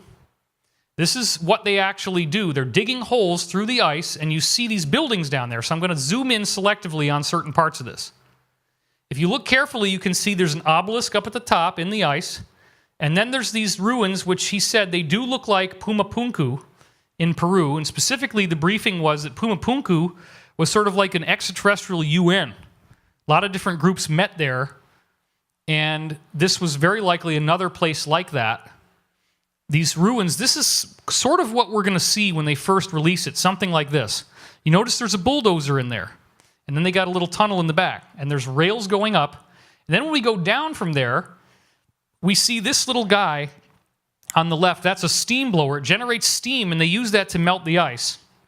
And then you see on that wooden cart, they're hauling out the body of a mastodon. So they're finding lots of prehistoric animals underneath the ice. And they're also finding all these pre-Adamite bodies. Now, isn't it interesting that the Cabal, the largest object in Washington, D.C., is the Washington Monument, an obelisk, an Egyptian obelisk, which is an emulation of stuff that's over 2 billion years old that's all over our solar system and beyond. They still worship the same gods. They still have the same religion. They keep building the same structures in honor of the very oldest stuff they ever found. That's not an accident. Just like the Statue of Liberty is the female goddess Isis. Her torch is the sacred mystery schools. They must keep the flame lit, just like in the Olympics. They always got to have the Olympic torch burning. They never let it go out. And then her book is the book of the sacred mystery teachings. And then the crown, the rays coming off her head, is the fact that she's ascended. She's a god or goddess. So they hide it out in the open with things like the Statue of Liberty, which is the female version, and the obelisk being the male version, because this is their religion. It's a mystery school religion. So these pre-Adamites bred with people, regular people on Earth, and they had a whole different... There were different types of hybrids they made, and some of the hybrids were human-size height, but retained the elongated skulls and had less hair. And this includes Egyptian pharaohs. This is Akhenaten and Nefertiti's daughter, Meritaten. Notice she has no hair and a very elongated skull. I've talked about this extensively. There's the family of Akhenaten and Nefertiti and their kids with all the pre-Adamite features. They were the survivors of this catastrophe after Atlantis. They didn't all die. Some of them lived in Europe and Asia. Some of them lived in the Americas. They didn't actually form back into contact with each other until approximately the 1600s or 1700s, based on ships that crossed the Atlantic. But they went into hiding. They were the gods in Mesoamerica as well, and then when the conquerors came, they fled into the jungles and underground bases they still had, and they hid out. And then they eventually migrated back over to Europe, and they all pretty much now seem to be living in the Vatican, but they still have warring factions. The beings that have been found under the ice are mummified. This is actually a real mummy. Not one of the pre-Adamites, obviously, but this is kind of what you're going to see that they look like. And this is Pompeii. And so Pompeii, of course, is where volcanic gases of very high temperature flash burned everybody, and they immediately died, and their images were captured in the ash. And so this is real people that were captured that way. And so they're calling this Pompeii under ice. One of the crazy things, now this is a sculpture, okay, it's not real, but they find all kinds of chimeras, half human, half animal hybrids, which is exactly what Edgar Cayce's readings said the Atlanteans were doing, and is part of what made them wicked and caused the flood, is you're not supposed to do this. They were hybridizing human DNA with animals, and then they were creating these slaves that they used for work. And they were treated very, very badly. So some of them had a bull, the centaur. Yeah, it's funny, yeah. I mean, I put that in to make you laugh, but the point is, why do we have all these records of this stuff? Because people saw them. They were real. They all died out eventually. But for a time, these beings did exist. So we still have the records of them. When you actually go into the real stuff deep underground, this is the kind of things you see. These gorgeous pillars with light all up and down. And one of the things from Corey's briefing was that one of the plans that they have for partial disclosure is that they will tell us about ETs. And the first group they were planning on telling us about is called the Tall Whites. And this is what they look like right here. Charles Hall is the whistleblower who's gotten into this. Now, they were hoping, this is more the cabal groups, hoping that they could introduce us to these guys, force us to learn a brand new language, that's the Tall White language, and force us to learn their religion, and then basically worship them as our gods. Good luck with that. I don't think that's going to work. But that's one of the things they hoped for. So this is brand new art that you're probably going to see it again tomorrow. Corey allowed me to use it for this talk. These are Anshar egg-shaped craft, the Anshar of the Inner Earth Alliance that we talked about last night. Nobody's ever seen this until right now. They're gigantic. Now look at the size of these eggs, and there's little stairwells going into them, and then there's people way, way down at the bottom. Okay? And I'm going to zoom in on those people even more. You can get a sense of the enormousness of these craft. Why is it not wanting to do that? Okay, well, there they go. Okay, let me back up again because I went through that too fast. So these are huge craft that are egg-shaped, obviously anti-gravity, and Corey was taken down there on an expedition, and this is what he saw. Over in the background, you have an excavation site, so we're going to zoom in on that first. The excavation site has trucks, steam blowers, and then you'll notice that what we're seeing here is some kind of obelisk or pyramid that's being steamed out of the ice. Notice the point of the pyramid. You see that? The white pyramid sticking up with the beams pointing at it and all the steam around it. That's what he was seeing. And then over here, where the snow is, on the bottom, we have people walking up out of the craft. Corey was one of them, and there's the building poking out. You see that corner on the right. That's the corner of a big stone megalithic building. And they had already been pulling out pre-Adamite bodies, and they'd laid them out on the ice, because this is a new expedition. This is new archaeology they're doing here. So what they see there is these bodies of giants wearing these curious outfits, and Corey got to see them up close with the mummified look that I told you before, and he said these bodies were really thrashed. Because remember, these people died in a flood, and then if that's not bad enough, earthquake and flood, then they freeze and are frozen into ice, which becomes Antarctica. So this is what he saw when he was there, and nobody's ever seen this until right now. So, all of this was fascinating enough on its own. And then I called up Pete Peterson, and I had a dialogue with him on the phone about what Corey had told me, but I didn't really want to tell him anything. I just said, what do you know about anything interesting going on in Antarctica? And boy, oh boy, did that open up the bottle, uncork the bottle, and pour up a nice big drink. Holy smokes.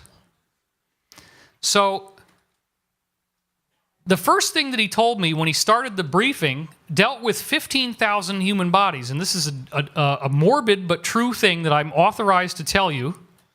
Not really sure why, but let me get this pointer out of the way here. Put that down there. He was told that he was called and asked what to do for 15,000 dead bodies, and explained that they were casualties suffered after the Alliance was going after underground bases. So what this means is that the Alliance is to try to save the planet, to try to stop these people from trying to kill everybody with nukes or viruses or economic collapse or any of the things they're trying to do. The Alliance has been on an industrial scale getting everybody in these underground bases to either surrender or be wiped out. And some of them are getting wiped out. And so they call Pete up and they say, hey, Pete, you're the expert. We got 15,000 dead bodies. What should we do with them to get rid of them? And you got to understand, military guys can joke about stuff like this. So what he told me was that they've called in the Canadian Marines for some of these bases, and they've run through half a trailer of ammunition. So there's a big shooting war going on. This is the World War III. It's just all happening in these places we're not supposed to know about. It's going on right now. That's a great deal of damage. Half a trailer of ammunition is a ton of ammunition. It is set up so that individual soldiers do not know whether they fired real rounds or blanks. And he said this was also done in World War II to reduce psychological impact. Now, I've heard people think this is not true. Then he told them, okay, get an LST boat. It's a military boat. You can fit 120 Abrams tanks in one of these LST boats. So it's very large. Let me get this thing out of the way. 500 troops can fit in one of the boats. And you can sail the bodies out to sea, fit them up with concrete galoshes, and feed the sharks. So that was his brilliant idea about how to get rid of 15,000 bodies. So this is how the briefing starts. You can see we're already like really in the ozone layer here. Very strange stuff. And again, it's morbid, but this is a real war. And what they're doing is they're cleaning up all this stuff first before we ever hear about it, so that there's not going to be a whole lot of work left to do on the surface. And by the time we actually get disclosure, they've already solved most of the problems and the war has been won. Isn't that interesting? And that's a good thing. That's a good thing, because what that means is the rumors that we've heard over the years about the destruction of underground bases is true, and that it's now gotten to the point where the cabal is almost completely gone. There's just a few little remnants left, and they're being wiped out as we speak. It's amazing. And he's telling me this just a few days after it starts raining in California. And it's eliminated our drought. That's the Alliance too. I've been telling everybody that I know online and my friends, when we see it rain in California for days at a time, that's when we know the cabal's been defeated. And that's what's happening. It's fantastic. So he said that's been happening. This is Corey's confirmation. He said that people have been locking, this is what Corey said after I told him what Pete told me, people have been locking themselves inside these protected underground facilities. The Alliance is cutting through the doors with blowtorches. They're arresting people and removing them off the premises, but if they resist violently, then a shooting war results. And Marine expeditionary forces are clearing out the bases. One of the problems that happened, according to Pete and Corey, is that some of these Marines were not vetted out on extraterrestrials. And they go into these underground bases and they see 8-foot or even 10-foot, 12-foot tall reptilian, demonic-looking beings fighting against them with guns. And the psychological shock has been huge. So there's a lot of these soldiers that are now in counseling because they were shocked to see these non-human Dracos.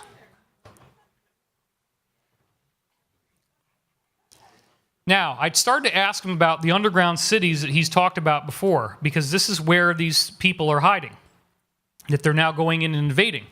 He said a normal underground city will house 40 to 45,000 people.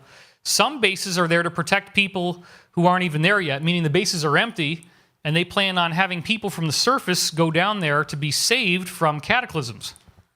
He said that they've got this Mount Timpanogos underground base where they've already set up his apartment. They're trying to get him to go down there, but he stays on the surface. They insisted that he have one 8 months ago. This was in January. And what they're planning on doing at some point is saying, hello, folks, guess what? The sun is changing. At 32,000 feet, you are now getting the equivalent of a chest x-ray in an airplane every 8 minutes. Now, they're not telling us this yet. So flying is becoming a problem. You're allowed 2 chest x-rays a year. They are hiring flight crews like they're going out of style. So apparently they're trying to keep this covered up But people in flight crews that are on airplanes all the time are getting cancer a lot faster because they're getting all these X-rays. And this is because the sun is doing its thing. So, I'm trying not to travel more than I have to. I'm getting all these invitations to conferences, and after knowing this stuff, I'm like, you know what? I think I'm good. Take my little 2-hour flight to Boulder, and I'm happy. Once in a while. And it's a kind of a lower altitude flight anyway, so that's even better. They're trying to fly at lower altitudes now to prevent this from being worse. Now, I asked him a question. Benjamin Fulford recently reported that all of the U.S. aircraft carriers have been brought back into port at the same time. And he said, yes, that's true. This is happening in Portsmouth, Newport News, Savannah, North Carolina, Camp Lejeune. I don't know how to spell that, but that's phonetic. Lejeune, okay. Camp Lejeune, small bases in Alaska, San Francisco, Long Beach, which is down here below L.A. All the ships are in. A lot of them were out because of what is going on in the Middle East right now, this war with the Alliance versus the Cabal and ISIS, which is the Cabal's cutout army. It takes 6 months of 24-hour-a-day work to replenish a full aircraft carrier. You can house 7,000 people on these carriers, and there are 2 new ones now that can hold 12,000. You have to fly the planes in to these aircraft carriers from military bases, then they have to land on the carrier. You don't roll them in, you fly them in. The reason that these carriers are all being called in now is to load on weapons that we've never admitted to, and that they weren't going to tell us about these weapons for the next 100 years. But disclosure is moving forward so fast now that they're actually going to tell us about this much sooner. You see now why I wanted to leak all this intel for the first time right here on stage with the security guard? Okay? This is very sensitive intel, and you guys are the very first people to ever hear this. Isn't that awesome?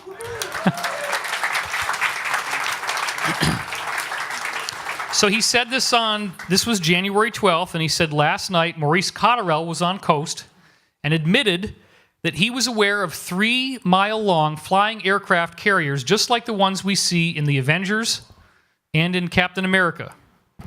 And he said they just finished the R&D on these flying aircraft carriers, and in order to service them, because they're in the sky, they used F-22s and F-35 airplanes. So they're flying these airplanes up to these aircraft carriers that are cloaked, and they're getting ready to tell us about that stuff too, because they built new ones. The F-22s and F-35s have had so many runs in order to properly do the work that's needed to go up and down from these things that now the planes are already wearing out, even though they were brand new when they started. So this is a huge effort that's being made. Now, what are they going to have? They're going to announce weapon systems that shoot laser solitons. The laser soliton will travel forever until it hits something solid, and this is part of the technology they need to actually take down Draco ships, which now the Earth Alliance has. The soliton can go through an 8-foot hull and penetrate directly into nuclear warhead racks. They can get rid of anything. They can shoot it down into the ground, take care of anything they need to take care of. They have things that will take aircraft out of the air. Russia has a nasty plane now, and he thought it was called the S-23. This is all part of the briefing, and it goes on. Finally, I get to the subject. Do you know anything about ancient ruins being discovered in Antarctica? And I didn't say anything else. Now, he doesn't go online. He didn't see my website. He didn't know that I had leaked anything about this. This was totally original. And he says, everybody's been there. Obama, Trump. Whoa. He let that one go. Buzz Aldrin. How did Buzz get altitude sickness, he asks me. I heard he said, holy shit, 7 times before he reached an altitude of 200,000 feet. 200,000 feet. Yeah, that's way outside the Earth. Because the acceleration is so fast, he'd never seen anything like it, and they had a window for him, so he flipped out. They went around the moon, saw the back of the moon, and then he saw all this stuff on the back of the moon, all these civilizations, and it totally tripped him out. Then they come back towards the Earth, and they go around one of these floating space station aircraft carriers I was just telling you about, and then they tip the wings. The plane goes like this, whoop, and it shows it's like a hello to the aircraft carrier. Gave him a wing wave. So this is what ended up leading to him having a heart attack. Obama was told you too can go through a leaf grinder if you say a word, even if you breathe it at night while you're asleep. And they talk to Obama like this all the time. It's really sad. The president does not get a lot of respect, to say the least. And this is where it's funny. And this is what he said, take it for what you will. He said, that's the real Obama and not one of the stand-ins. The real Obama has been locked up for almost 6 months now. Yeah, isn't that weird? And this gets into the idea of potentially cloning people, and that you can have clones that are programmed to be like the original or lookalikes. We don't really... There's different ways they can do this. I don't know if this is true, but, I just listened to him, and I'm telling you what he said. So you can take it for what you will. Now, he talks about the craft. Oh, the C is there because when I post things in, I have to put a character there in order to make it so it actually looks white and proper. So I forgot to delete that one. I apologize. He said they have planes, and this is his funny way of talking. It's not spaceships. He says they have planes that fly regularly to Mars and the moon. He's admitting this now. I say, planes? Not exactly the same kind of planes you're thinking of in the public eye. I said, are you talking about the black triangles with the dome on the top? Yes, that is one type. Then we go on. And the darts, and I explain what the darts are. That's what Corey's been describing. We had images of it last night, if you want to see that talk. He said that is another type. I can't mention anything unless you already know what it is. So basically, I have to know the answer first, and then he'll confirm that it's true, and that's how he's able to stay alive. He can't tell me anything I didn't already know. Now, this was really cool. This made me feel amazing. He told me, and I'm typing as fast as I can what he's saying, you, David, are considered a hero to the Alliance. Isn't that awesome?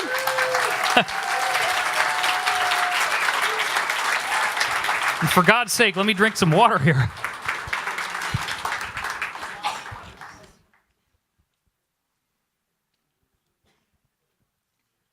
He said the people in the Alliance would love to disclose the things that you, David, are disclosing, but when they try, they end up making fat sharks. They get fed to the sharks with concrete galoshes. So they love the fact that I'm out there. He said, David, there are so many people who wish they could be on this stage. Well, let's say he was here now. So many people that would wish they could be on this stage tonight doing the presentation that I'm doing for you right now. And it gets to be me. So that's pretty freaking awesome. So thank you, guys. Thank you.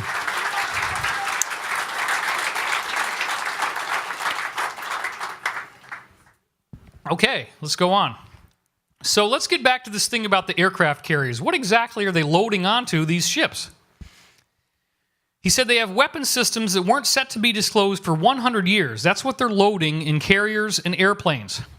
Is it stuff that will look like flying drones but full-sized? And I, of course, he's not going to tell me unless I already have the answer. Corey had already told me this. He didn't know that. And he totally confirmed it. He said yes. And then he goes on to say they have dozens of prototypes of 3 different size drones. They have been using actual drones, the real ones, in movies for almost 4 years now. And this includes the movie Edge of Tomorrow featuring Tom Cruise. That movie had real technology in it.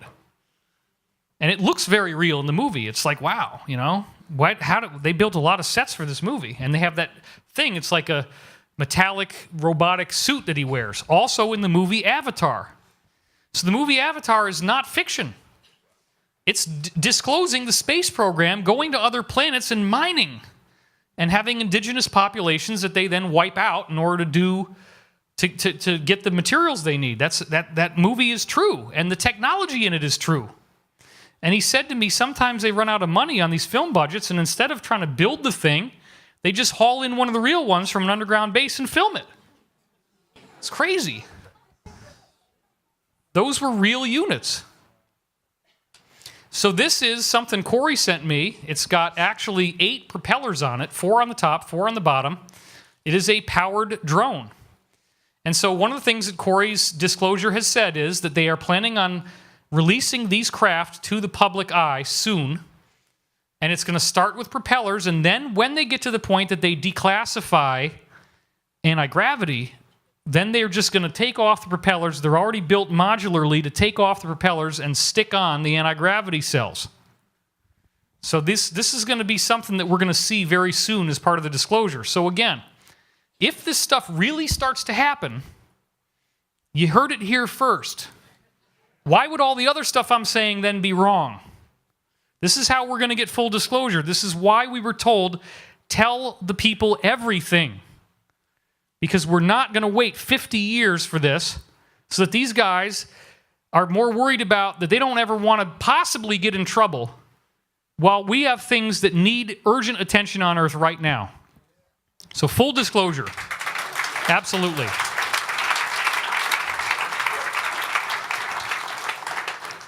And the briefing goes on. He starts to describe these 3 different craft and other things. He said, we have an airplane. Well, that's what he likes to call it. There's an airplane that flies up to 200,000 feet at a speed of Mach 12 or 14. That's what actually caused Buzz Aldrin to say holy shit 7 times. It doesn't require any fueling. Most of these craft go and hide behind a bigger craft, meaning like a space station. These space stations, or platforms as he calls them, are camouflaged from outer space at the bottom. So you can't see them from the surface of the Earth. And this is how he describes it works. Stars move across these craft at night at random and different brightnesses. It looks like there are clouds in the sky below these craft from virtually every angle you could see on the entire surface of the Earth. Let's say that the space station is a disk that's half a mile in diameter. They make a cloud beneath it that's 5 miles in diameter, and they also back project on it what it looks like behind the craft. And these technologies work 24 hours a day, 7 days a week. So there's all this stuff in the sky right now, back projecting holographic images of the stars behind them, and you either see that or you see the cloud. And they're already there. They're just getting ready to turn off the cloaking and show us what they got. Isn't that going to be crazy? It's amazing stuff. Cloaking is very widely used. Then we get into Antarctica and beings. This is where it gets really interesting. Have you heard anything about giant pre-Adamite bodies being found in the Antarctic ice, complete with elongated skulls? This is a very loaded question, but I want to see what he's going to say when I throw this at him. Yes. And then he goes on to say, not only did they find dead ones, but they found living ones that are in stasis chambers. And these are new excavations. They estimate the stasis beings have been there for at least 800,000 years that we know of. Now, he had written all this down. He has diabetic neuropathy, and he doesn't always remember dates very well, and his handwriting isn't necessarily readable to himself. And this was a briefing. He was writing things down as fast as he could, and they said to him, we want you to tell David this stuff so I can share it with you. Isn't that cool? So it appears that his 5 looks like an 8, because later on I said, is it possible that it was 500,000 years? He said, yeah, because, I wrote it in a funny way, and they told me so much stuff I couldn't remember everything. They wanted me to get this to you. I've done that. But I'm just telling you exactly how he said it at first. So this does appear to be 500,000 years ago. Now that's freaking crazy, because what that means is that some of the people from the original Mars civilization, all the way back 500,000 years ago, put themselves in stasis chambers that work so well that some of the surviving 500,000-year-old stasis chambers are still there in Antarctica inside these ships that crashed. And then I tell Corey, and he's like, you weren't supposed to know that. He was shocked. Well, guess what, dude? Pete's people are telling me that they want me to know that. Your people are telling me, oh, don't tell David. Well, there's 2 different factions. Not everybody's apparently coordinating on this.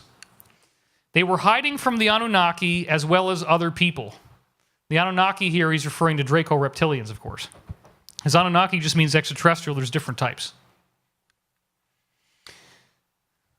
So then, this is where it gets really amazing. Corey had not leaked this to me. They found a gigantic mothership under the ice with a new satellite that uses a lower-than-infrared imaging system. They found a man-made object, without any question, buried 3 miles below the surface. It was about 30 miles in diameter and looked like a craft. Now, this is where he gets really interesting.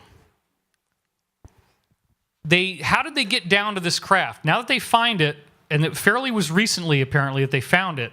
How did they get down there? He said they made some things that shot large plastic bags of water down that 3-mile chute as they dig the chute, and then they flash boil it with microwaves, and they eliminate the first 40 feet of ice on top of these things of snow. So in other words, the bag gets dropped, they have very high-powered microwaves, they hit the bag with the waves, suddenly it turns into steam, and the steam evaporates the ice, and that's how they dig down to the craft.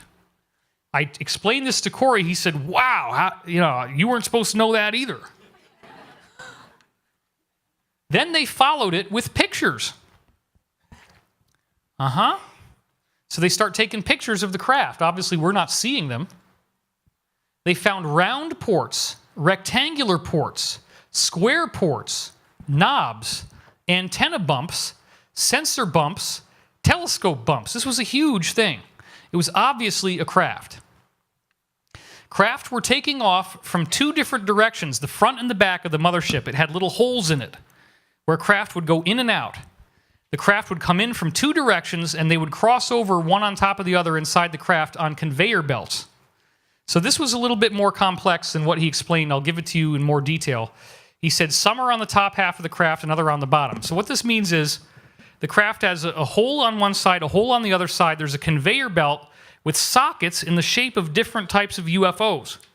The UFO literally drops into the craft, it sits in the socket nicely, and then the conveyor belt moves forward, and another socket shows up, and then that one pops in, and it goes on and on like this.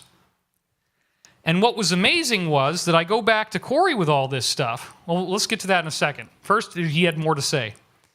Those things, these motherships, will take craft that we've already seen and call UFOs, and they actually can hold them inside. The motherships are set to hold a craft that would be the shape and size of sliding panels that slide around on this thing. Sometimes, I was typing so fast, that one isn't very clear. But he's talking about the sliding conveyor belt.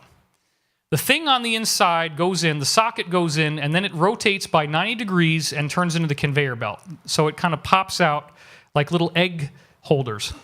Now you've got a big hole on the side. They take off out of the front and go in the back. And then I say, I have other intel that suggests they found a craft that had crash-landed near ancient builder race ruins in Antarctica, and that they had to cannibalize their craft in order to build a settlement. Have you heard anything like that? And he said yes, he confirmed that was true. And then he said they also found an active city of 35 to 40,000 people who were still alive inside those craft after all this time, still living in there. Isn't that crazy? That was the big thing everyone went down to look at, and they wanted to meet some of these new people. We apparently are revered by them. Corey then confirmed this was true, but said that they actually are afraid of us because of our warlike nature. They consider us to be the relatives of their great-great 800,000-year-old ancestors, which again, he had the number wrong, it's 500,000 years old. But we are like long-distant cousins, and so they see us as their long-lost family, and they're very excited about that. Everything we have in still orbit, meaning all the classified space stations and stuff, is now hanging over Antarctica and looking to the other side to look for all these artifacts, because now it's like fully active. This wasn't known about before. It's fairly new. So, Corey then, I go to him and I say, Corey, did you hear about a 30-mile wide mothership? And he said, yes. And then he tells me that actually there was 3 of them that have been discovered. And the code names for these ships, believe it or not, are the Nina, the Pinta, and the Santa Maria. It's the original remnant of the fallen angels, the Luciferian people, the pre-Adamites. They're tall with elongated skulls that turned into what we now call the Illuminati, that are actually still running the planet, or they were up until this alliance thing happened. Corey confirms the 3 motherships. He confirms the sockets. Well, he didn't know about the sockets, actually. That was new to him. But he confirmed that they held multiple spaceships inside, and those spaceships could go outside the Earth's atmosphere, but they didn't have enough fuel to travel outside the solar system. So they stayed within our solar system, and then the Draco were warring with them, so they really didn't leave the Earth. But he said some of the craft that were found inside the motherships were like the Vimanas, and they looked like depictions that we see in Vedic artwork, and some of them look like what we see in Tibet, the stupas. Very interesting. So we have these ruins down there, and Corey has said, and Pete has said, that the plan is that they wanted to roll this out slowly. They start with a very conventional thing of it's just ruins and it's just humans. They didn't want us to see the giants right away because that's too much, too fast. But now I'm telling you about that part. And then eventually they reveal that they have a secret space program. They reveal the craft that they used to fly Buzz Aldrin around the backside of the moon, causing him to have a heart attack. Then they say, oh, isn't it interesting? We found ruins like this also on Mars and on the moon. They look very similar, which I showed you pictures of already. Then they're opening it up to full disclosure, and at some point we start finding out about ETs. And the reason why they're doing this is that this is the cosmic history of the Illuminati. This is what they believe to be their lineage, that they came from the exploded planet and from Mars and from Saturn. That's why it's called the Cult of Saturn or Kronos. And they use the Saturn logo all over the place. The Rolling Stones have that album, Their Satanic Majesty's Request. Yes, that was the title. And it has Saturn right sitting there on the top in the image. So now I'm going to summarize this for you. It's a little after 10:30, so I didn't run that far over. Evidently, this is what Pete was saying as a summary, and this is his own words that I transcribed. Evidently, it will change our entire world forever, just knowing the information. My problem and your problem, and for the people in this audience, and the military knew that they were going to be talking to you when he said this, my problem and your problem is for us, this is normal stuff. It's cool, but we can handle it. We don't realize what a huge impact this will have on most people. We may also end up adding things to what we hear based on our own personal beliefs, and we need to avoid that. So, to roll this thing out, I want to show you again, if you didn't see last night's talk or the visuals on that screen weren't very good, now that we got the right screen, what we're going to see when we're finally allowed into many of these gorgeous underground cities like the one that's in Antarctica, and there's many of them. Now, this is stuff that Corey found online that looks very similar to what he actually saw, so probably whoever did this art was getting some kind of telepathic download based on the reality of what's down there, and they see this psychically and then they draw it. Or maybe they have another lifetime or some kind of, maybe they're being visited. Who knows?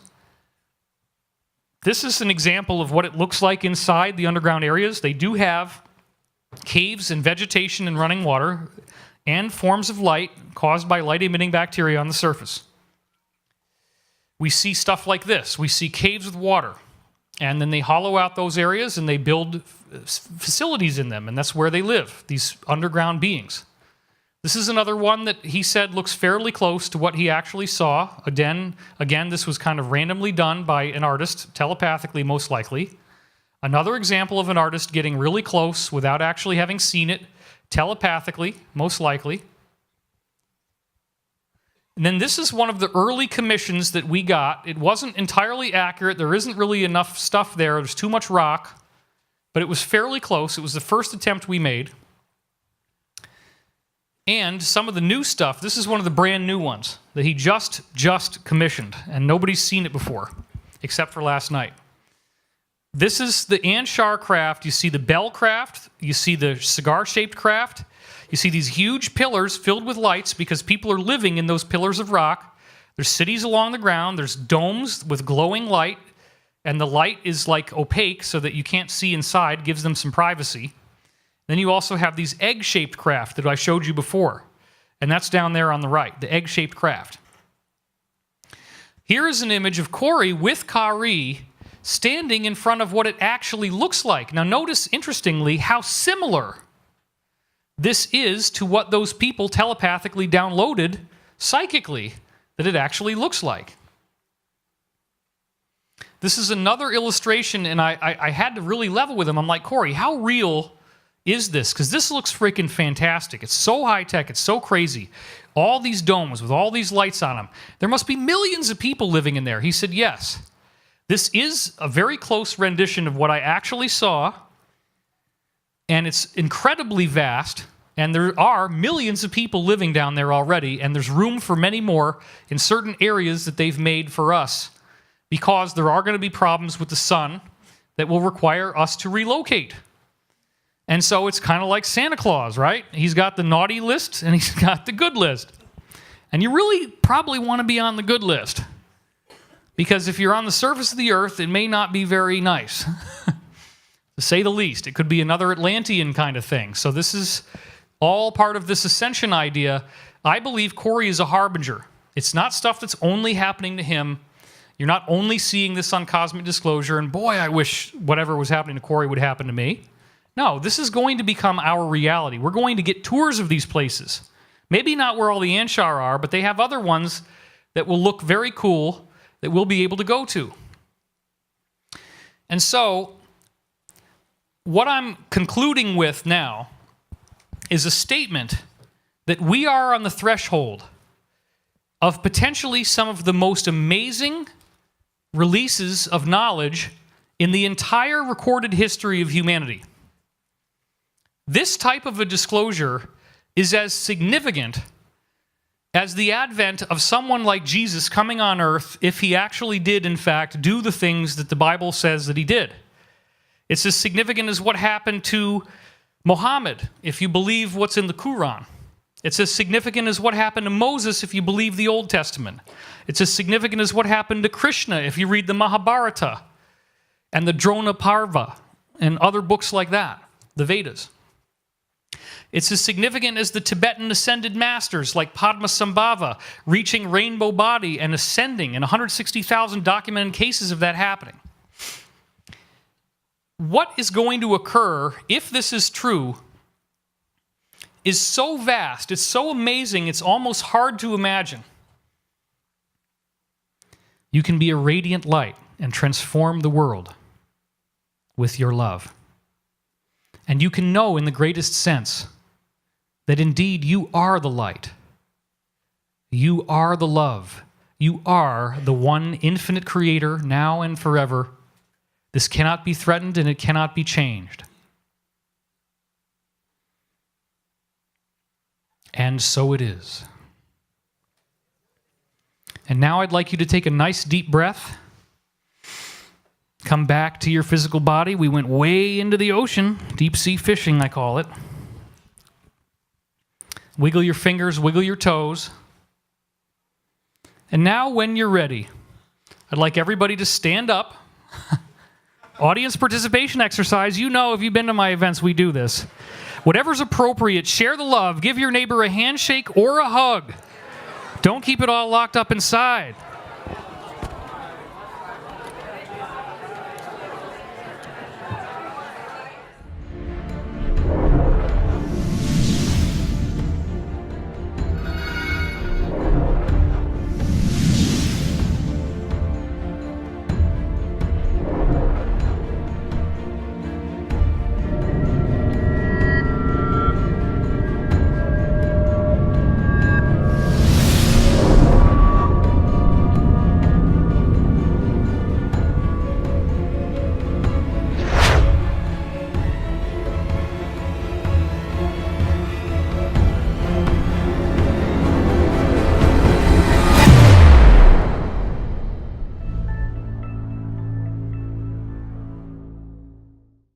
That are all interconnected at right angles, and a tower in the middle that sticks up a little more. And it looks like it's made out of glass-like material. There could be lots of people living in there. Then we have this very strange thing. This is an example of photos that the engineer Ken Johnson was told to destroy his original copies of Apollo photographs, which he was storing. At one point, they were stored in a broken-down, vagrant McDonald's, believe it or not.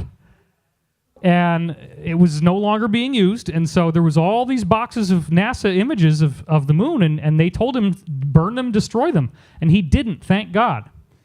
Now, we've had Donna Teets for the Disclosure Project 2001. I was there. She then got the name Donna Hare, saying that NASA, her testimony was that NASA airbrushes real stuff out of these photographs. This is the official NASA image of this frame right here, and you notice down here where the arrow is, it's different. If you go to the Ken Johnston version over here, there's a frickin' dome on the surface of the moon, which they deleted.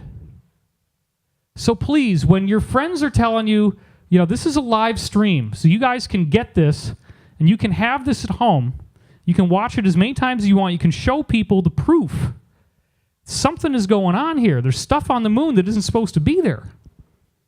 And then this one really blew me away. This is when Richard Hoagland and I ended up co-authoring together. This is the original NASA AS-14 669301. And it doesn't look like much, although there's this little tiny fleck of blue you can't really see. But when you image enhance it, you see all this stuff that looks like glass. And then another frame taken just a few steps away is 669279. Look at this. Just with a little bit of Photoshop, all you got to do is use the curves filter, which just pulls out more of what's in the image. And all of a sudden you see glass beams on a massive scale. I mean, this thing, whatever they posed in front of, it is frickin' enormous.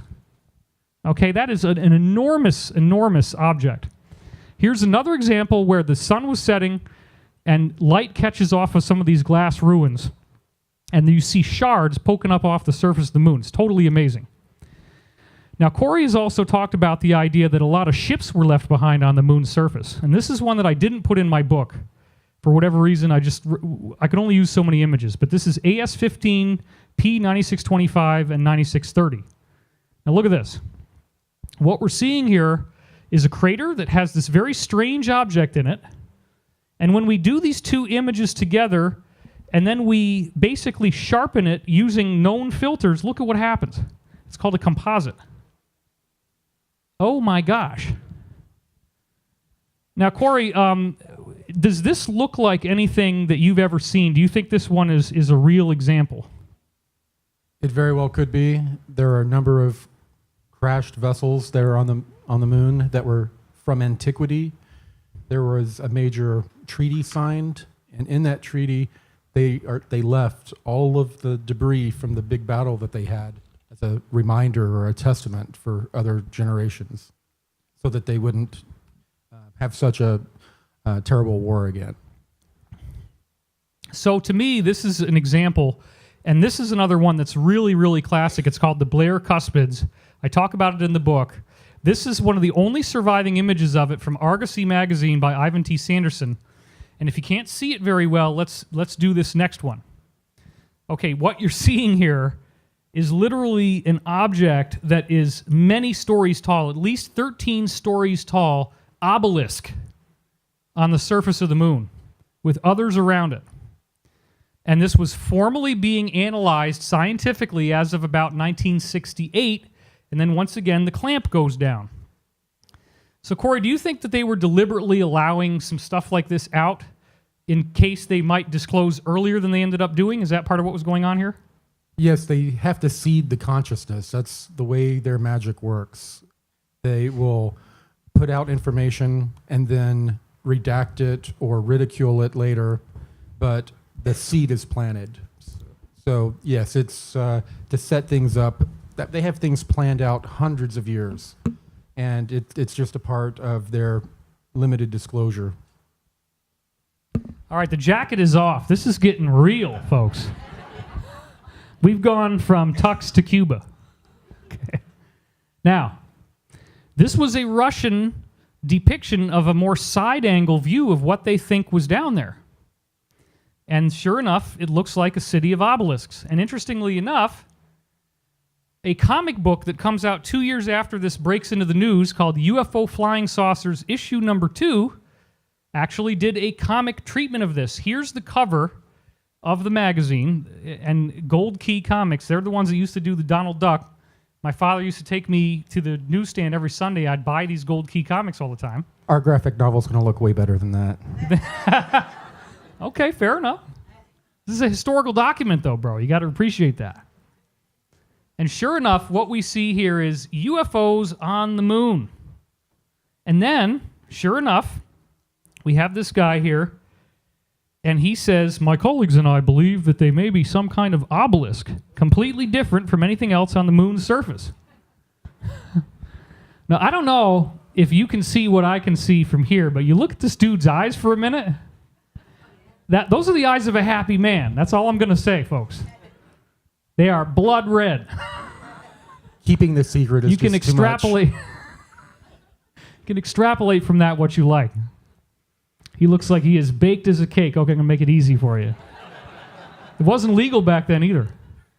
But there's the obelisks in 1970 comic book. Freaking crazy. And then they fictionalize a little bit, and they have one of these obelisks which creates some kind of gravitational field around itself. But Corey, look at this.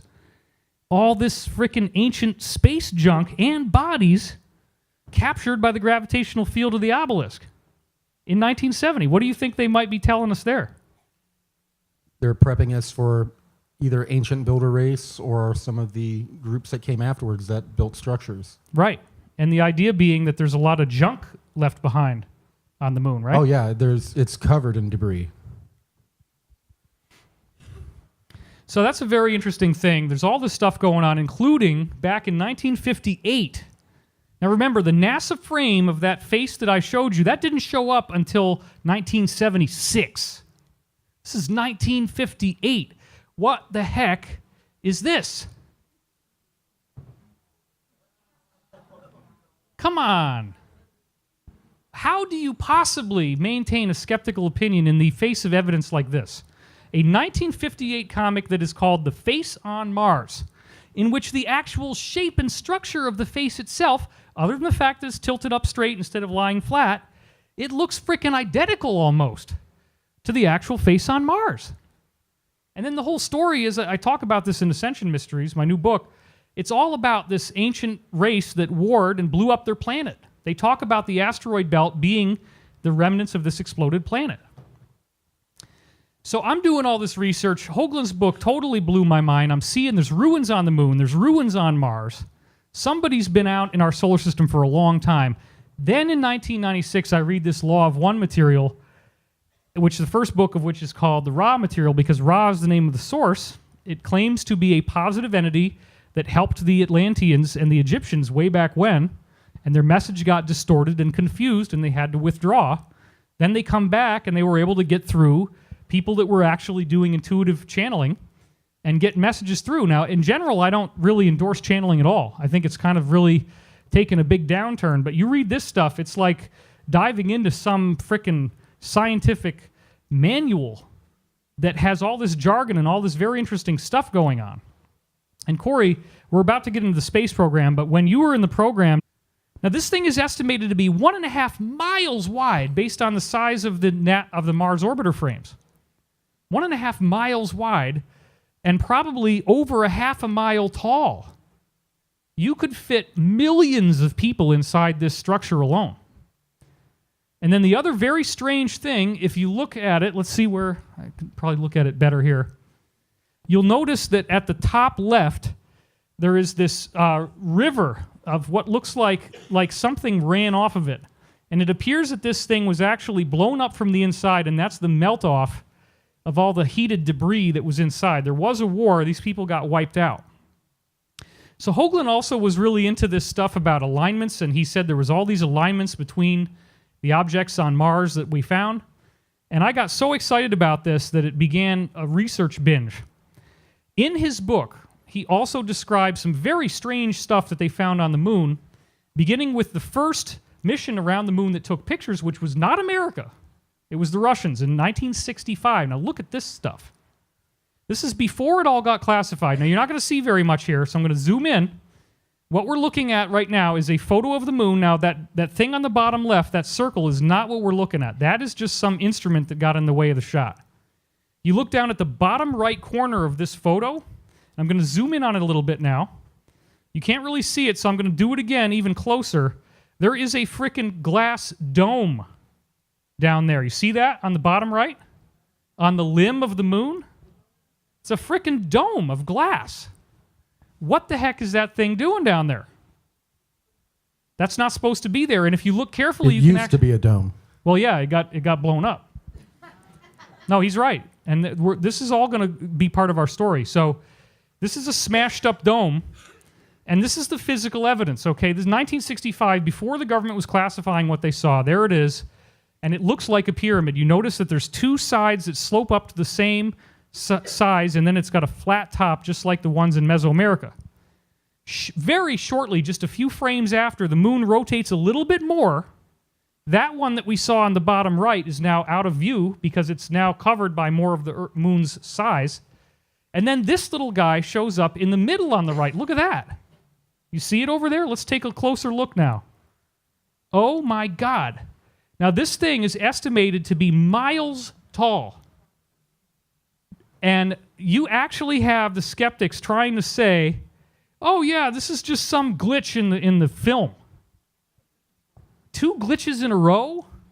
One that looks like a pyramid of glass, one that looks like a tower? You're telling me that's a glitch? How could this thing be sticking miles above the surface? Now, if these were the only examples, that would be fine, but then we have this very, very strange thing Hoagland found. Frame 4822. A lot of times you ask for it, you get totally nothing. It just looks black, but then he kept asking for it, and it turns out that one of the times that they sent in a request for it, they got this guy. It doesn't look like a whole lot, and one of the things that he pointed out here was this weird little area in which you see what appears to be a square clearing right here. And you can see the sides of the square. You also see what kind of look like pyramids, like a row of pyramids here. Okay, that's all fine and good. Some people want to believe that, some people don't. But when you go over here, NASA typically crops it out right about here. But when he got the original, when whoever was supposed to hide things away in drawer 4822 forgot about not giving them the original, because they got 12 different copies of this thing, some of it didn't have this cropped out over here, and this is what they saw on the surface of the moon. It's in the original. Lots of people have seen the original. This is not fake. Do you think that looks like a geological formation? Absolutely not. This is a base. It's very likely an active base. This was taken during the Apollo missions, so we're looking at like 1969. And it clearly looks as if you have a series of rooms. Works. And I don't use that power very often, but in a case like that, I absolutely said this is it. If there was ever a time to marshal the crowdfunding of healing, okay? We did it, and he's still with us. Thank God.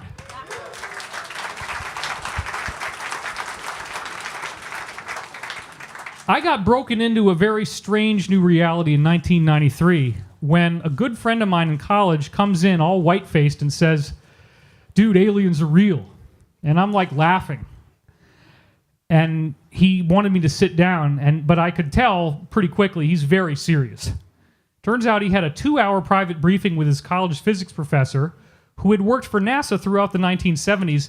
And in the higher echelons of NASA, it was considered common knowledge that extraterrestrials had visited Earth, that they had landed here, that they had crashed their ships, and the ships had been back-engineered into useful technology. And he said, and this was in 1993, within 20 years, the technology that you are going to see will blow your mind, and it will come out in the open. And now we take for granted that we got these little buddies here, okay, in which this is like the whole frickin' desktop tower computer in one little thing. We kind of taken this for granted. Well, that's about the 20-year time frame is 2013. Sure enough, all this technology that nobody had anticipated ends up emerging. And that was pretty fantastic in and of itself, of fulfilled prophecy. After he told me this data, which included a lot of specifics, you've probably all heard it before, about how there were three types, all this NASA guy knew was there were three types of beings, some of which look like grays, some of which look just like humans, but they're definitely not born on Earth. And they might have little differences, like their irises are purple, and they have like a diamond shape instead of a round iris, or subtle little things like ridges on the roof of their mouth instead of a flat palate like we have. You get enough specifics like that, including propulsion systems and all this weird stuff, and you say, you know what, this guy is telling the truth. Then a few years later, out comes Colonel Philip Corso, who literally said exactly the same thing that I was told in the book The Day After Roswell about parts that had been taken out of UFOs and back engineered into, and I will list some for you, computer chips, fiber optic cables, light emitting diodes, LED lights. We didn't have that before. Kevlar, like for the bulletproof vest. Velcro, believe it or not. Infrared night vision. And then there's other technologies that we don't get to hear about, like anti-gravity. So even back in 1993, I'm thinking, well, wait a minute. If our government, if you want to call it that, got these things and used them and could back engineer them, then why wouldn't they have taken off outside of Earth's atmosphere? Why wouldn't they have gone around our solar system? And then why wouldn't they want to land on some of these other places and figure out what was there? So very early along in my work, I was lucky enough to find the work of Richard C. Hoagland, who got into Mars. And this was the way the book looked when I first got it, back in, again, 1993. And it freaking blew me away because I had heard from my buddy that he had done a presentation at the United Nations talking about the space on Mars that he's pointing to right here. That this is not just some trick of light and shadow, but in fact, as you see here, you have this artificial-looking face. It's clearly human-like with a headdress around it, next to what very obviously looks like a city of pyramids. So you notice there's some very, very pyramid-like things here, but let's take a look at kind of a side angle now. You see the face up at the top right, the pyramids down there on the left, and look down there on the right. That one down there is a 5-sided pyramid called the D&M. And this is what it looks like from overhead. Do you think that's some kind of just random crater or mountain? No, come on. And also what we see is that the proportions of the human, the Vitruvian man, like Leonardo da Vinci drew, you spread your arms and legs out, that's what it looks like it's a human being.